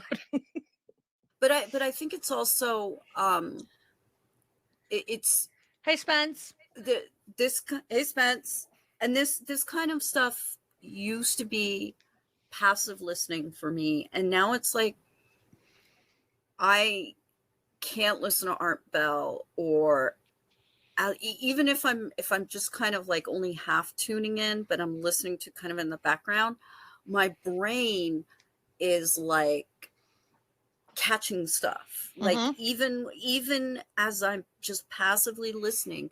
So to me it's so important that I've gotten to that stage where even when I'm kind of being passive, and I noticed I miss a lot of stuff that the knowledge fight guys will pick up on, but to me that's so amazing that I've gotten I can listen at raw Alex Jones stoned passively and not get pilled again. But I'm not pushing my luck, but I'm just saying No. to me, like that this I've just realized like how and listening to something like this even a few years ago after I got out of the conspiracy theories, like it would have been a little more fun. I'm not saying it's not fun now, but I mean fun isn't just shut down and absorb. Yeah. And I think there's value in us doing this on top of everything that you just said, because it may seem like this is all fun and, oh, Steph and Shelby, you know, they're watching these conspiracy things, but it's so contextual to the way things are today, like how we got to where we are. And a lot of it touches on topics that we're talking about today in the QAnon world, and even outside of, well, no, QAnon encompasses all conspiracies, but it really does. I think it's topical and it helps people pick out different things they may be seeing. And, you know, hey, look at this historical aspect. You know, if you have a grandfather or father who believes in such and such, when was he born? Like you were just talking about that, you know, if he can't talk about mental health issues or, you know, I think it's helpful. Even though we're listening to Art Bell talk to George Lutz about the Amityville haunting, I think there's value in it. I do. At least that's the way I see it. Yeah. Why I'm having fun with a friend. To recover over the years and be able to put it in a place, so to speak, you know, give it some distance. Even after moving to California and then later on to Arizona, there were times when she was much more sensitive than I was. Do you think she's all right with it now? Has she come to terms now with it, or is it still a bad word haunting her? When we did a special for the History Channel 2 years ago, and that interview was 8 hours, and she was hooked up to oxygen. She has a disorder a breathing disorder called valley fever that is quite serious, quite debilitating. And fever? I forgot to look up what valley fever is. I think. Let me see if it might be, because I know she died of emphysema, but I've never heard of valley fever. I totally forgot about that. Fever, it's an infectious fungal disease caused by the fungus Coccidioides immitis. It's a fungal thing. But she did die of smoking emphysema. Interesting. Right now, she's still in a form of a hospital that deals with respiratory diseases. Yeah, I saw the oxygen tubes. Yes. Well, she's had a relapse since then. That was a very hard day for her. It was the interview was something like 8.5 hours, or if she really just then had afterwards we went out to emphysema dinner. and COPD. So it was a long day for her, and there were times when, you know, certain questions will come up and be worded in a certain way that are really. I vividly remember watching that on the History Channel because I remember her hooked up to that oxygen and breathing it in and like gasping for breath, like she was trying during the interview. It's important to also, in the first article I did for Skeptical Inquirer, they were talking about a sheriff who saw like these bright lights flying down the highway or something, and when they're interviewing him, they show him with a nose cannula in the nose tubes for oxygen. And it's important to keep in mind that someone who is on oxygen, or, you know, someone prior to being administered the oxygen, they probably have an existing condition. Nope, wrong one. Which lowers obviously the oxygen levels in their blood. Hallucinations can occur when if you get too little or too much oxygen. Everybody remembers like the classic thing in Fight Club about like why they have oxygen on the planes. It gets you high. And you know, you had those like oxygen bar trends and stuff like that. So, you know, too much or too little oxygen makes you experience some weird shit. And in fact, I think in one of the 9/11 calls, the one with Melissa Doy, where she's like, I'm going to die. And the lady's like, no, ma'am, you'll be fine. You'll be fine. In that call, at one point, Melissa says, oh my God, I just heard someone, hey, we're over here. And she's saying, we're down here. We're down. It was probably, she was probably like, there was probably like sound of debris falling and stuff like that, but there was probably some hallucinations. You have to really be careful because I take oxygen. I sleep without oxygen all night, like a cannula, because I have sleep hypoxia. Like I don't get enough. It's not like I don't have sleep apnea, but like my brain at different points of the night, like my oxygen will go down to like 70 or 80. And then sometimes it's fine. Like it just goes up and down. And like you can't just decide like, oh, I think I'll put my oxygen on 10% or 3 or whatever it's measured by. Like the bubbles in there. Like your doctor, and you have to have a sleep study every year to make sure, you can't just like oxygen's pretty. This is actually, speaking of Skeptical Inquirer, they have a really good article. This one I pulled from them. Let me make sure. Nope, that's not the one. That's Snopes. It's this one. Nope. God darn it. This is from Snopes. I cannot talk tonight. That's Skeptical Inquirer right there. It's a really good article that they did in depth on the background of Amityville horror and everything. It's really good. As soon as you mentioned them, I was like, oh, I pulled a good article from them debunking. It's really good. They did a good job back in the day about it. You can see the effect on her, sure. But that happens to me as well. This is not a comfortable subject. It's not something, that has a lot of humor in it. Yeah. And humor is the one thing that does make it less strong, less. I have never heard you laugh about any of this. Yes, I understand that. I use it myself. It is a wonderful tool to deal with this kind of thing. The movie, of course, dramatized the ooze out of the walls and the flies and all the rest of that. The flies were real. The flies were. Tell me about that. The flies were. This is the wintertime, and the back bedroom, that one sewing room, had flies from the day we moved in, and they became more and more and more. And they were there when the investigators went in. Just on the back window, and that's the same window that Mary saw I guess you'd call it an apparition or a person from looking up at it. Flies were always there. Let me tell you about my office. This used to be my son's room. For some reason, stink bugs in Pennsylvania love this room.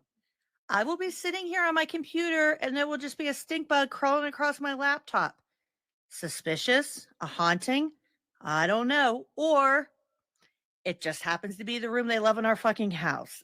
Things like this happen. It's nature. Like they don't go anywhere else in our house. They just love the temperature of this room. I don't know why, but it doesn't mean anything's happening. That happens all over houses. So stupid. They were always go away. You'd kill them and they'd still come back. Wow. Really?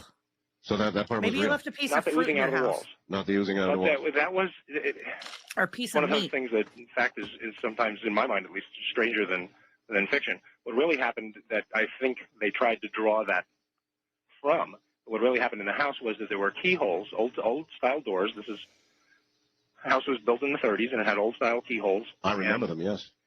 We had drips that got longer and longer. They were black. They were almost like an epoxy. And the longer we were in the house, the longer the drips came out of certain keyholes in the second and third floor. So there was some basis in truth. Yes, but not the oozing out of the walls. Not the oozing, but something. They probably needed cleaned. We would wake up in the morning and we would find the walls used gelatin-like substance going from. Yeah, at my dad's house when my mom was alive, because the humidity and then all the smoke. And it's an old house. It's an old and they're by the waterfront.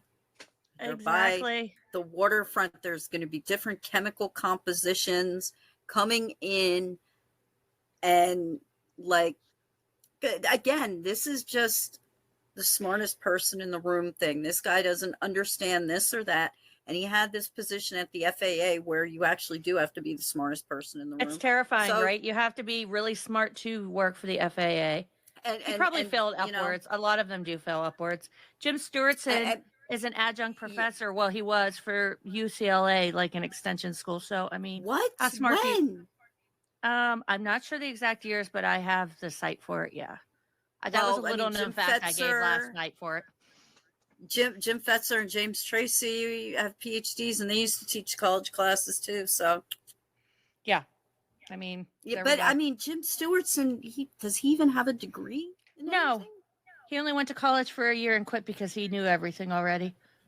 I We went listened longer to the than story he of Jim did. last night. Yeah. Oh, are you going to put it on Spotify? I wanna am. listen to I it. have right now. I edited it and I'm just And- going to download and I'll And put I it am up. so proud of Winks, and I just felt so She bad. she's not ready to come up on stage yet, which I get. She's working, but she Okay. helped me. She was in the chat the entire time. She looked up stuff for me. She helped me with all the research behind the scenes, which it's all a group effort, right? Amber was helping down Yeah. in the chat. Like everybody helps me so much. And I just want to say that again. Like our community is large. We help each other.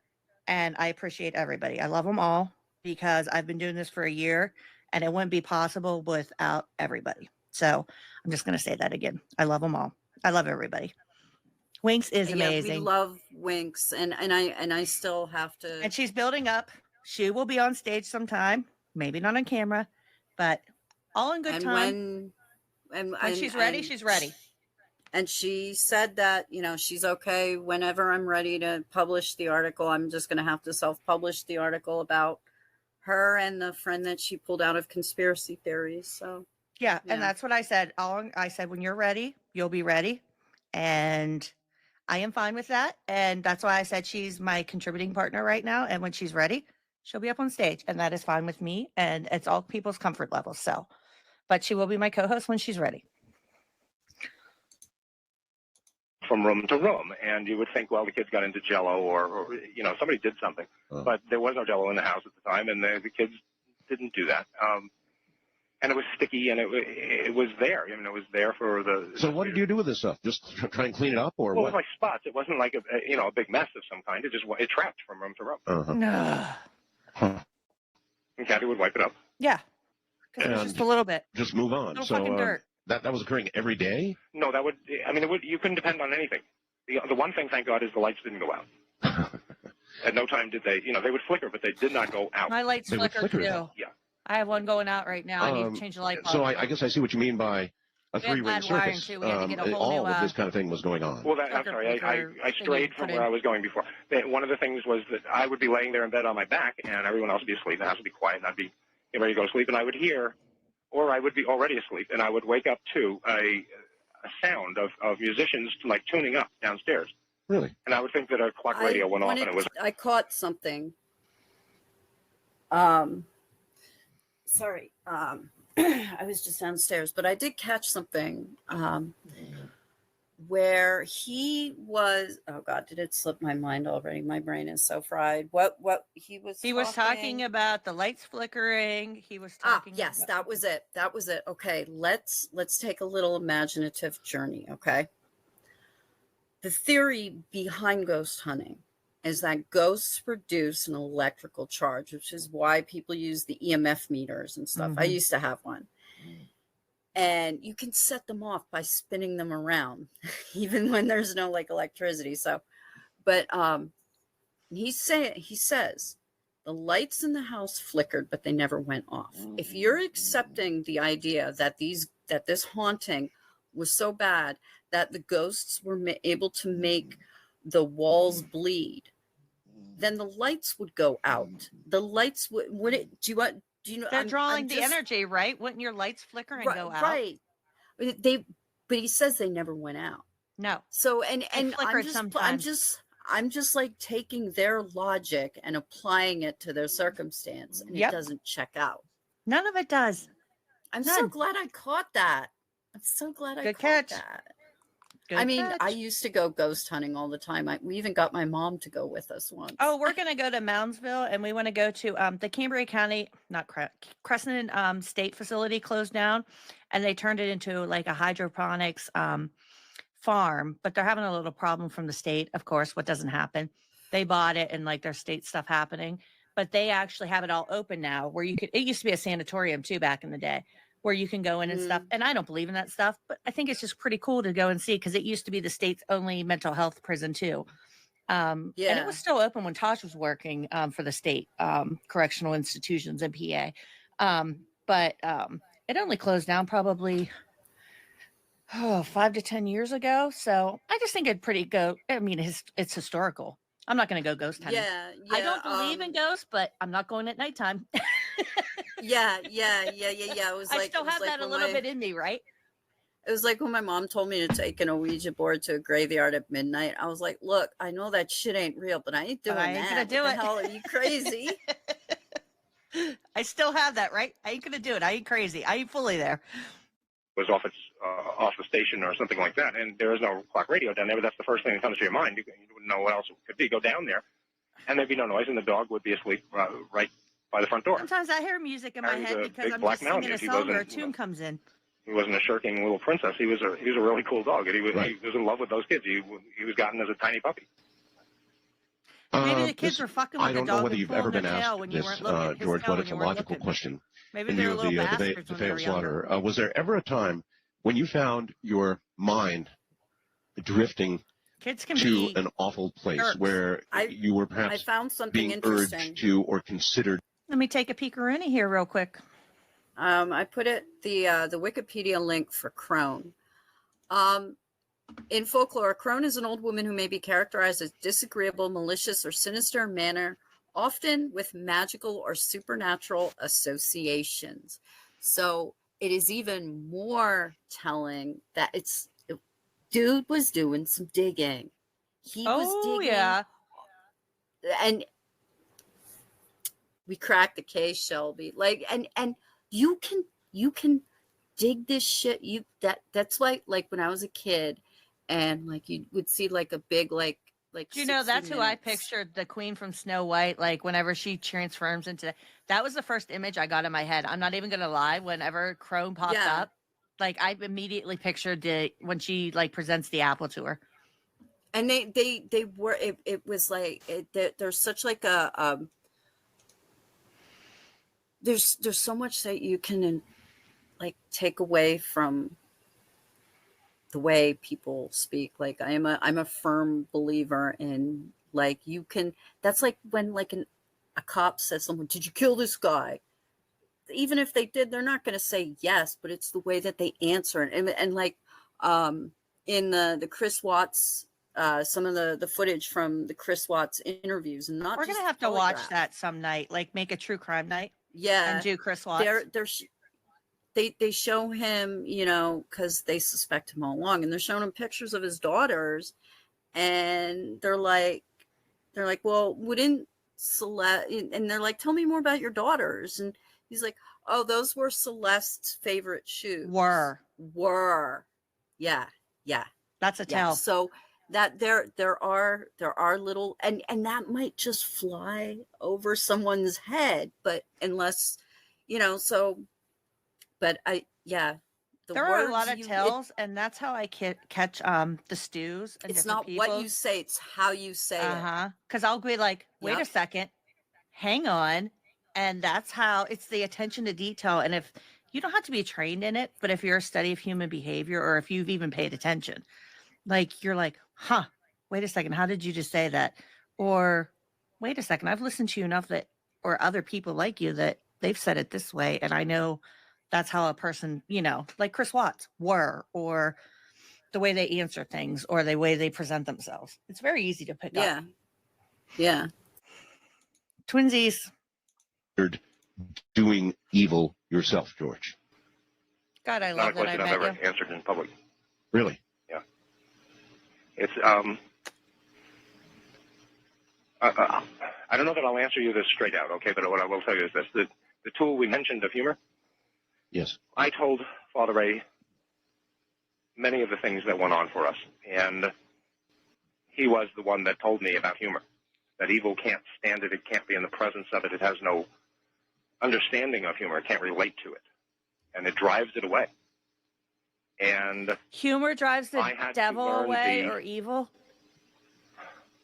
The mental ability, if you will, to be able to think of something humorous when I would get a thought that I didn't like.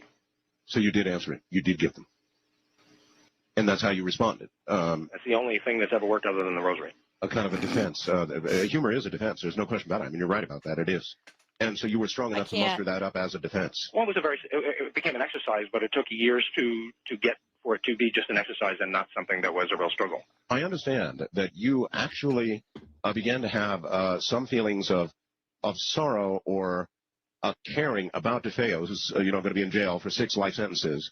And the only reason that I could understand that you would begin to get those feelings is because you would understand perhaps a little bit of what he went through. And that's why I asked you the question, George. There's no doubt in our minds, never has been any doubt after living there, that a sane person doesn't do this to his family. And someone with any kind of right thinking or ability to reason, that reason has been taken away or has been obfuscated in such a way, occluded or clouded, or they've been separated from their reasoning powers in a way that most of us hopefully will never understand. Okay.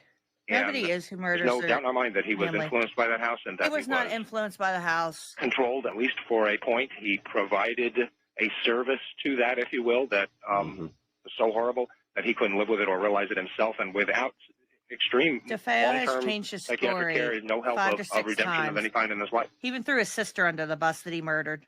Do you think that his case should be reviewed for the reasons you're talking about right now? No. I don't know that. Well, he's dead I don't know that matters. It probably doesn't, but it's an important question. He's had his appeals; they've failed. I think that a disservice was done to him terribly years ago. That it wasn't a full-blown insanity plea. That it wasn't appealed on that basis. That it wasn't an absolute that he needed psychiatric care and still does.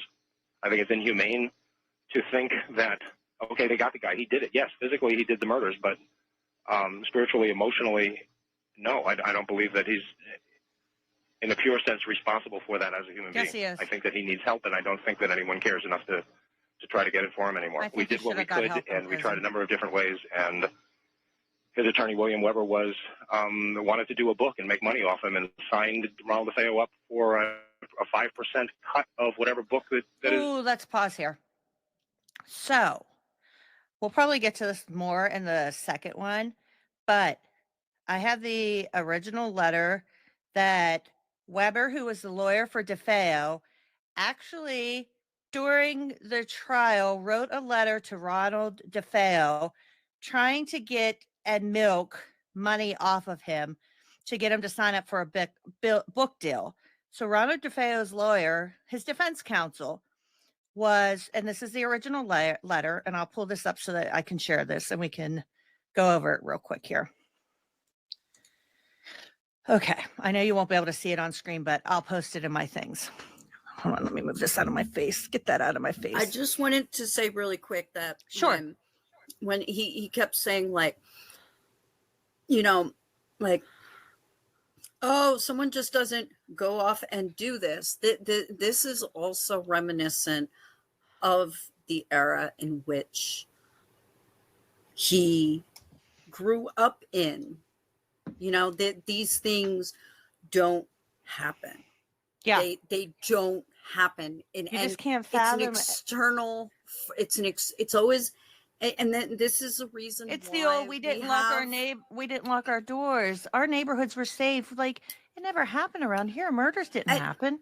And everybody for the longest time, like the Ramsey case was always presented as the parents being the culprit.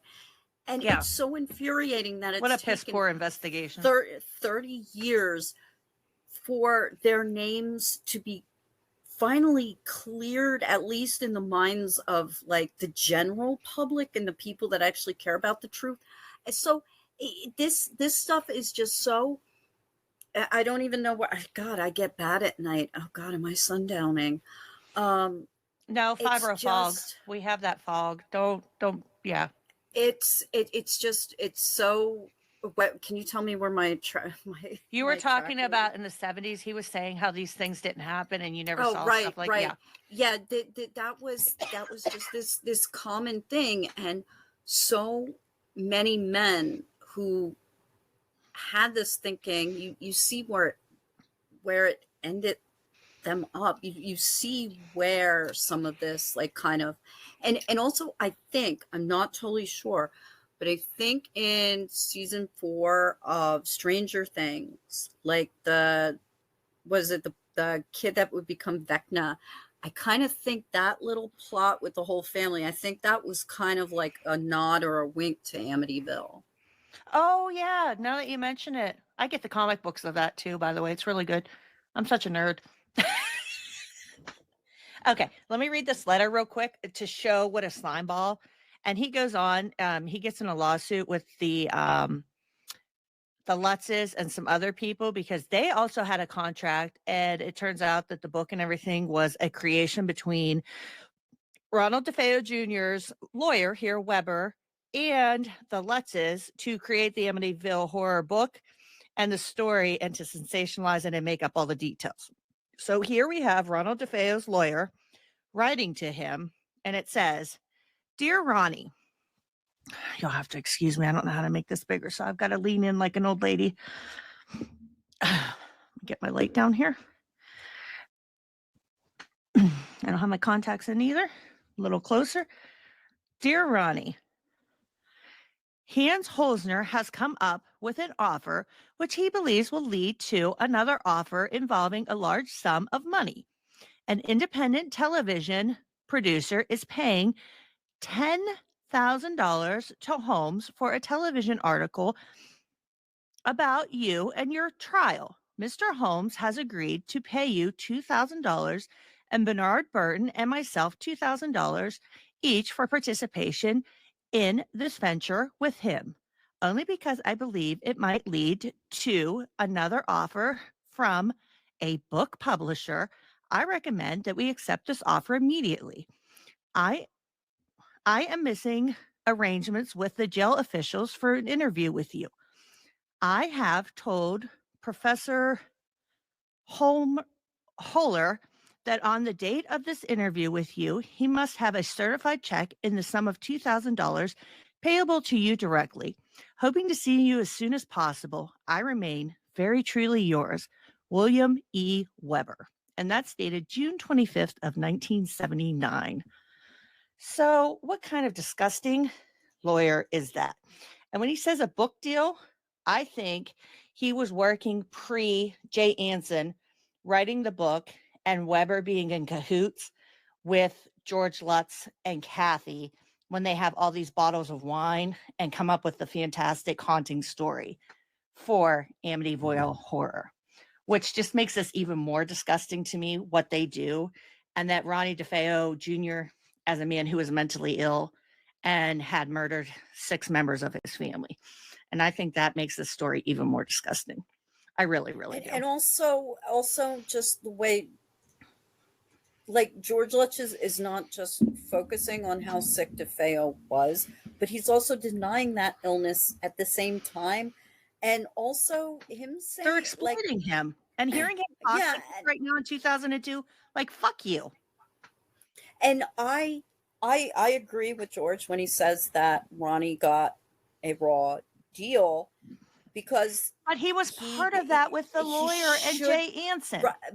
But he should. But I mean, for Ronnie DeFeo, the raw deal that he got is that they're like, I would love to see, like, I'm sure the forensic psychiatrists and stuff weren't nearly as good. I don't even know, was forensic psychiatry a thing at the time? I don't know, but you know that was where he got his raw deal, and that, like, the psychiatric care that he should have been granted. Oh, prisons are notoriously bad. They always have been. Look, you kill people, yeah, you go to jail, but this level of, like, this is there's always something else going on with a family annihilator.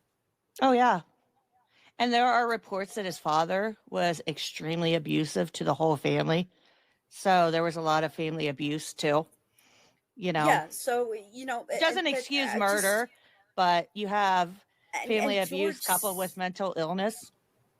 And seriously, there was a court case, the Devil Made Me Do It court case. Ed and Lorraine. So yeah, they were involved in that too. And look, that's just the Twinkies' defense. I killed Harvey Milk because of the food additives and Twinkies. Look, that whole bullshit excuse thing, that whole element that played itself out over and over and over again of all these bullshit, like, legal excuses people came up with. Yeah. Seriously.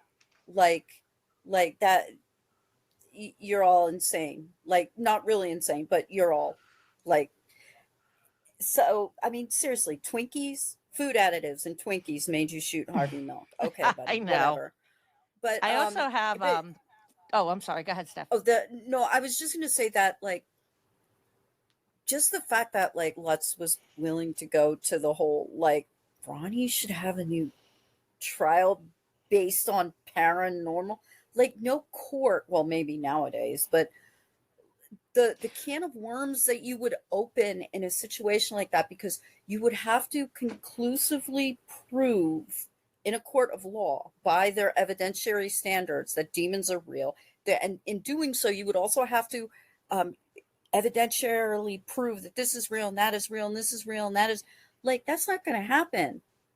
What would have been more honest for him to say is Ronnie DeFeo Jr. got fucked by his defense lawyer, and the original letters out there by him trying to make money off of him and promising big Hollywood deals and a book deal. That would have been a lot more honest than the devil made him do it. Yeah, but and we're not going to get what? that. It's like the one tagline for American Horror Story: "The real monsters are human." Yeah.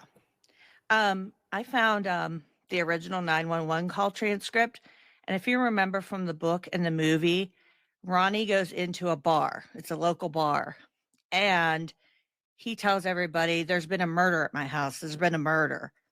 And this isn't the recording, but it is the guy telling the 911 call that, holy shit, there's been a murder. And I thought it was pretty interesting too, because it kind of lays out, just because there are real people that were actually harmed in this. And there's no mention of him coming in and saying the demons made me do it, or he's like, he tries to cover it up originally. So he does have some mental faculties about him when that mental illness thing. And that's why I say, like, I do think he had some stuff about him, but he definitely had faculties about him to cover up the crime. So I think that's why he didn't get the insanity defense, and that didn't fly, because he had enough knowledge about it to cover it up. Yeah, and that's one of the things that they actually do. From what I recall, and I might be wrong about this, but I think that is one of the elements when you are deciding a court case of legal insanity is, did they know what they were doing was wrong at the time that they were doing it? And they did have to consider that for Dahmer. And one of the factors that worked against Dahmer was the fact that, I mean, he chased the one boy down and convinced the cops that they were just having a lover's quarrel and stuff like that. Like Conorak. Conorak. Thank you. The extraneous effort that he put into not getting caught and hiding his crimes for all those years.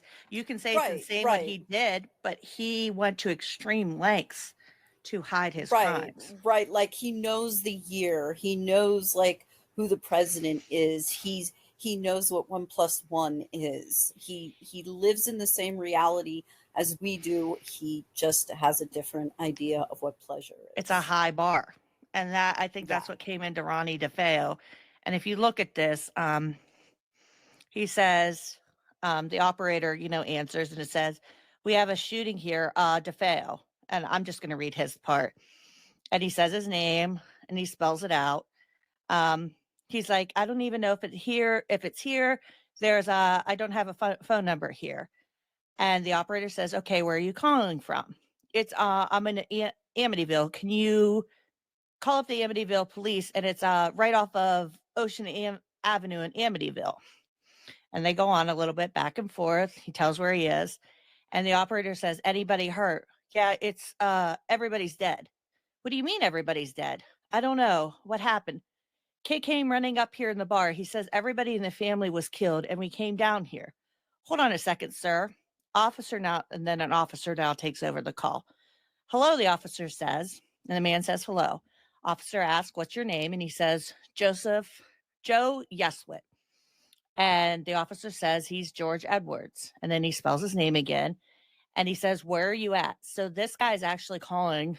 He says, "I'm on Ocean Avenue." And he says, what number?" "I don't have a number here. There's no number on the phone." What number on the house? I don't even know that. And he says Ocean Avenue again. And then he goes on, he said, I don't know. Guy came running in the bar. And he said, there, his mother and father are shot.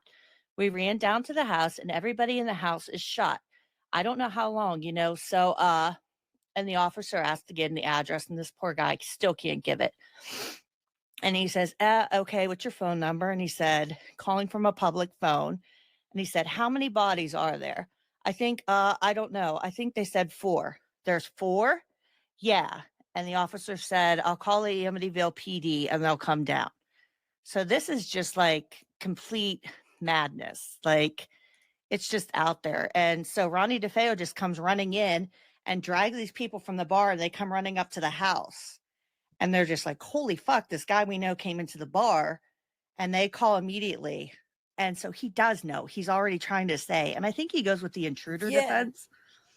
Yeah, and that you saw that with Chris Watts too, when they were interrogating him after the polygraph. They were like, they offered him the out of, hey, do you think that Shanann had something to do with this? And then you attacked Shanann because she attacked the kids. And then he went with that.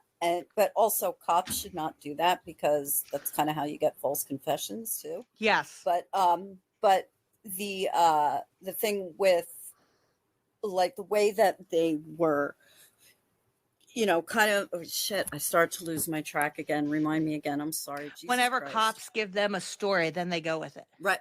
Yeah. And so, but it is very common with a lot of family annihilators where if they know that they're going to have to face the public, then they will come up with some kind of story. But if they can flee like John List did, and John List actually was on the run for, I think, 17 years. Oh my gosh, into America's Most Wanted. That's incredible. Yeah. And oh wait, is that are we talking? John List is the guy who disappeared, right, with the glasses? Yeah, New Jersey. Okay, New Jersey, yeah. And I think his classification of family annihilator type was, I think the rage kind or something. They had a house they couldn't afford. Had like the overbearing wife. Wasn't he pretending to go to work every day or something like that too for a while? I think he might. I wonder if part of falling down was based on him. Defense. Yeah. But so but the whole like passing the buck, most murderers are going to do that, but with the family annihilators, they will usually pass the buck on to one of the victims, like Chris tried doing with Shanann, which he didn't entirely come up with on his own, and Ronnie does try and place some of the blame on, as you were saying, on one of his dead sisters. He does it to his sister. Yeah, I came in and she had killed our father, so therefore I killed her. Yeah. And because I found out I killed her because I think he says he left the house because he was so upset about it. And then he comes back and she had killed his brothers and sister. So then they wrestle for the gun and he shot her. Like, yeah. And there's always these stories just, and the thing that sucks is that the Gone Girl case. I watched a documentary about her on Netflix, and everything about that looked like it was made up, but it was actually, and that guy, the guy that was doing that shit, he had attacked people like not far from me here in Mountain View. It's insane. Did you watch, Can I Tell You a Secret? Because some of that when you watch, it's on Netflix, boy, is it fucking good. What one was that? What was that about? He's stalking them by phone, these women all across. There's like 3 or 4 of them. Oh, so good. Because some of them like these women, you're like, I don't know. But when they catch him, and it's one cop who actually takes him serious after all these years, and it's a guy that's was it a female cop? No, it actually was a male. Surprisingly enough. Because in the Gone Girl case, the one person that listened to her was a female cop. Yeah, this was a male cop after all these stories. Watch it. Can I tell you a secret? Amazing. Taj got into it. He saw me watching and he sat down on the couch. He's like, what the hell is this? And normally some of my true crime, he's like, But you see it again and again. And it's very common with these type of family annihilation cases where the blame is always going to be put on the woman. For the longest time, like the Chris Watts case was, they presented like the text messages from Shanann, like out of context. They're like, oh, wow, this lady seems so clingy and needy. And, I do not like her. And then a few years later, they're like, oh, yeah, she was texting that shit because she knew he was having an affair and he had just tried aborting their child by feeding her opiates. Exactly. So, like, but they don't ever give you all of that context. And all of the family annihilation stuff, it always gets thrown on the woman. Mm-hmm. And I don't know if people really necessarily mean to do that. It's our society and the way true crime comes out in these documentaries, and they always want it out fast. Like they still do it today. And I rewatched the Amanda Knox documentary, and it's like, how fucking stupid is it that they had to dig into her past sexual history? Would they do that with a fucking man? No. They're heroes. Yeah. Oh, look how many women that they had sex with. Wow, he's such a stud. But no, men are just studs, wanted to women say, are sluts.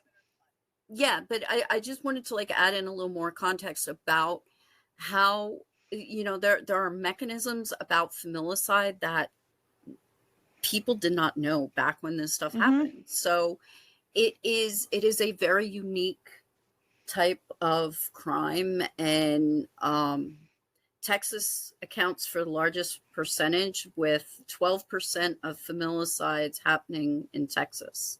I wonder if that's because of the greater access to guns. I'm just curious if they've it's correlated probably that. Also correlated. It's a bigger geographical area. Better access to guns, less rights. And you got a bunch of good old boys down there who don't know how to deal with their rage, and if that goddamn woman don't get me what I want. Bible Belt too, like the churches and stuff, and evangelicals and all that stuff. So it's not surprising at all that Texas. That is not. Sure isn't. Lawyer did, put together. So it became obvious that these people were not going to try to help him. The final night that you spent in that house, you've never talked about. You've always refused to talk about the last night in the house. Why? What happens, Art, is when you do that, the worst of it comes back. It's not like it disappeared. It's not like I can detach myself from it and just talk about it like what I did yesterday. You feel it. Not all of it, thank God, but it comes back and it's not a pleasant experience. I was laying there in bed. Kathy levitated, and I had to grab her to keep her from going off the bed. There is no question in your mind, George. You weren't dreaming this. You weren't asleep. I mean, it's an obvious question. Yeah. No, there's no question. We were so very pleased 3 years later to have Chris Gugas come along and give us a polygraph test, each of us, in his office with Michael Rice. I was not aware that had been done. Yeah. Not admissible in court. They're highly unreliable. Well, it's a long process. It's not like you walk in, strap on the machine, and go. Oh, yeah. You have to agree to the questions. They have to run a baseline. They do a physiological workup to get within that baseline so that they can get the real responses. Yes. Chris Gugas had taught use of the polygraph. He was considered number 2 and number 3 man in the world at the time. They always say that. The use They're of the the polygraph best throughout in the world for the armed forces, for the Army, for their intelligence people.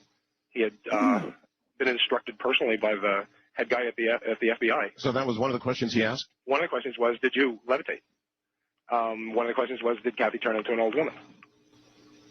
And you answered them all and went sailing past the polygraph. Absolutely.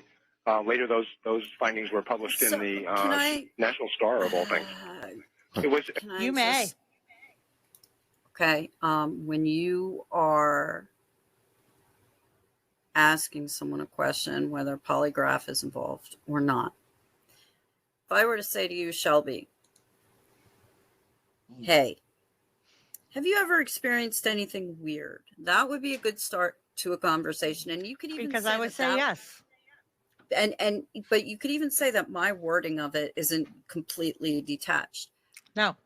So if someone actually asked him the direct question, did you? Oh no, this was for a polygraph. Never mind. Just erase everything that I just fucking said. Yeah, those are the type of questions you would ask for a polygraph. Never mind.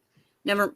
God, my head. But if you believe it, if you've talked yourself into it, you're not going to get an emotional response. Your blood pressure's not going to go up. You're not going to sweat because you believe a story you've told over and over again. And I think something with like thumbtacks, like sitting on thumbtacks, and isometrics, like clenching your body. If you take drugs beforehand, if you take a anxiety reducing medicine, those can affect it. You smoke a little weed beforehand, you're going to be relaxed. So many things can affect polygraph tests. And one thing that everybody needs to understand, at least in the United States, the results of a polygraph test are not admissible in court. No. All that they are used, which should tell you because I've thought about it, okay? If someone accuses me of a murder and I know I didn't do it, because I would never fucking kill anyone. Like, I'm the type of person that I would start believing that and then I would start actually I would get stressed. Like my blood pressure would go up. I'd start sweating. I would have like an empathic response of a guilty person. Like, I actually had one of the worst nightmares I ever had. You know how they say that like one of the telling signs that someone actually was guilty of killing someone is how nonchalant they are about the search for them? Yeah. I had a dream where I was a killer and I was like looking at these flyers about searching for the person, and I had that stab of anxiety. I'm like, yeah, I have to go and pretend to search for them. That's a horrible dream because I had the empathic experience of a fucking killer. Well, maybe I was a killer. Maybe I was sleep killing. But no, but the thing is like polygraphs are not admissible in court for many specific reasons. I don't think they should even really be used in, in interrogations or interviews and stuff like that. But, a polygraph is not a conclusive thing, but it is something that they like to make it seem like it's special and important. But the people that say how important polygraphs are, they'll never be like, by the way, it's not admissible in court. No. And I understand this isn't court, but that you still need the Fire in the Sky guys passed their polygraphs, and there is a whole site Travis that Walton debunks is them. so full of shit. Yeah, I he's know. so full of shit. They passed them. Come on.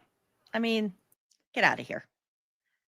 We're just going to watch until he tells about the last night, and then we'll jump into art debunking, because this goes on, and everybody, I'll put it in the links when I upload it to Spotify, and you can watch it because the rest is really interesting. Like I said, I watched it on 1.5 times speed, but you know how wordy he is and how long he likes to talk to people, and it goes on and on and on.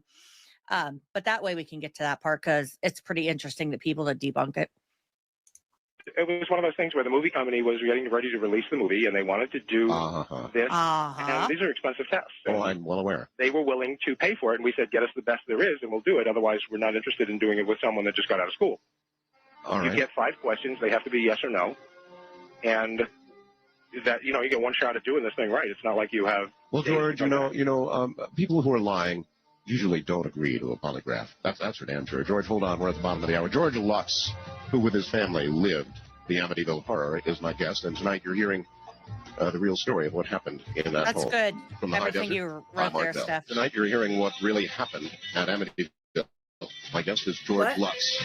I read. Can you imagine? I'm going to ask you in a moment. I want to go back to it. Can you imagine looking at your I was reading it. wife and seeing her instantly becoming an old woman, a very old woman, a 90-year-old or better woman? I think you mean old crone art.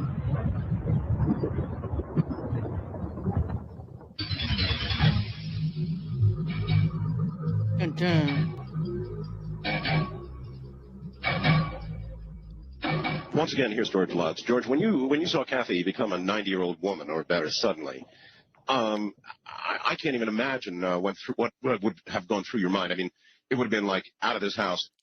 Okay, I'm going to pull up the other one now, and then I'm going to use the restroom. I did look up, Steph, that video you sent me real quick, and I just checked the person that puts it out real fast. And thank gosh I did, because apparently it is a company that hides on YouTube. And I forget, I think it's Sony, but they are what link? For the YouTube video, for the music. Oh, okay. But I checked, thank gosh I checked real quick. I don't know if they would ding Twitch or if they would like hear it, but apparently like they are on YouTube and they'll hit everybody they look, and they will like copyright strike them on YouTube. Oh, that band? That band. Well, the person who puts out the music for the band. Oh, But okay. because they want part of their ad revenues, and they'll try to get them, like they're really, really bad, that Orchard. And I was like, oh, thank God I hurried up and Googled them and read their Wikipedia. Oh, good. Yeah. I they're apologize. No, it's not your fault. Yeah. Like I looked it up real fast and I was like, what assholes? Like, I mean, I agree that everybody should get their people work for their art, but it's the person who puts it out. Not every band's like that, of course, but it just so happens that they're assholes. Here's how the average. I did a search for DeFeo's like psychiatric records. Nothing was coming up. Oh, really? You couldn't find anything? Yeah. That's unfortunate. Okay. I'm just gonna go give me a spoiler. Does Art actually go, well, I got swindled? He doesn't say swindled. He's like, this is what I gotta do, folks. When the truth comes, sometimes you just gotta put the facts out there.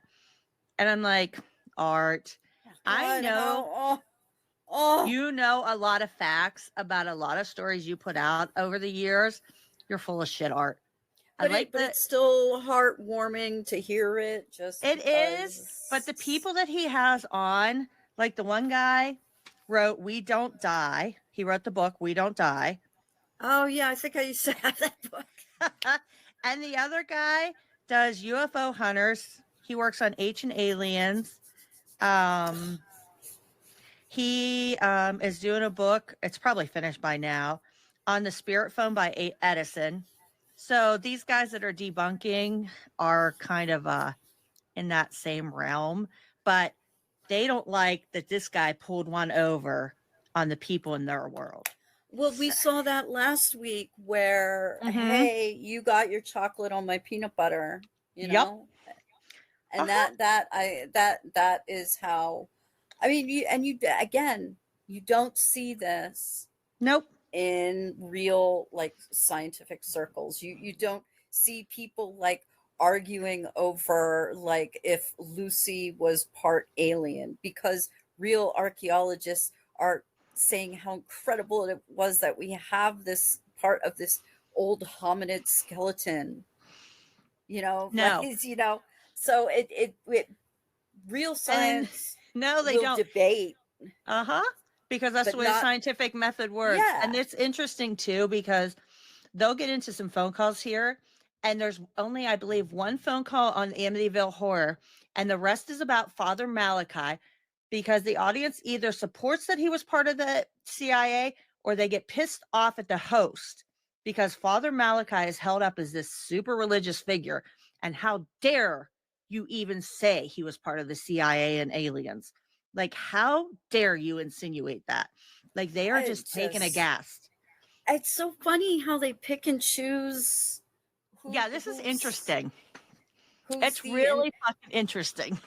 And again, you don't see this backstabbing, and you don't see like Peter Hotez being like, "Oh, Paul Offit's a real cocksucker." No. If he disagrees with Offit about something, they'll have a rational conversation. The only people they've really come after is Judy Mikovich, those doctors that all wear the white jackets, because they are damaging to the scientific community and they write bunk. And what's his name that did the Wakefield. autism? Yeah, Wakefield, which makes sense. But they don't come after each other because you replicate science. Like before it's peer reviewed and it goes into journals. And if they find a mistake, they're like, oops, my bad. Let me fix it. Yeah, like a real scientist is too busy sciencing to have like Laura Loomer type drama battles with people. And I think that is also something that to look at on social media. and look for. You see it with Stu. You see it with a lot of these like MAGA people. Look for that, because it's almost always absent that level of being able to handle things like a mature person. I would be fine if I retweeted something wrong and one of you were like, "Hey, Shelby, like that wasn't correct." In fact, I did get that on Blue Sky from one of our friends, and I was like, "Oh shit, I didn't realize that." I think I had retweeted a fake at Seth Abramson because it was so believable, and I was like, I should have seen where that came from. It was a fake funny screenshot. I took it down immediately and corrected. I was like, guys, that wasn't real. That's what you do. And no big deal. I wasn't like, I'll put up whatever I want. Fuck you guys. How dare you correct me? You know what the great thing is like, I used to get phone calls from quacks like, hey, that thing you just tweeted, take it down right now. Really bad. And then like he'd explain it to me and I'd be like, okay, yeah, that makes sense. That makes sense what you're telling me. And now, like, I don't, like, I have an internal quacks. Yeah.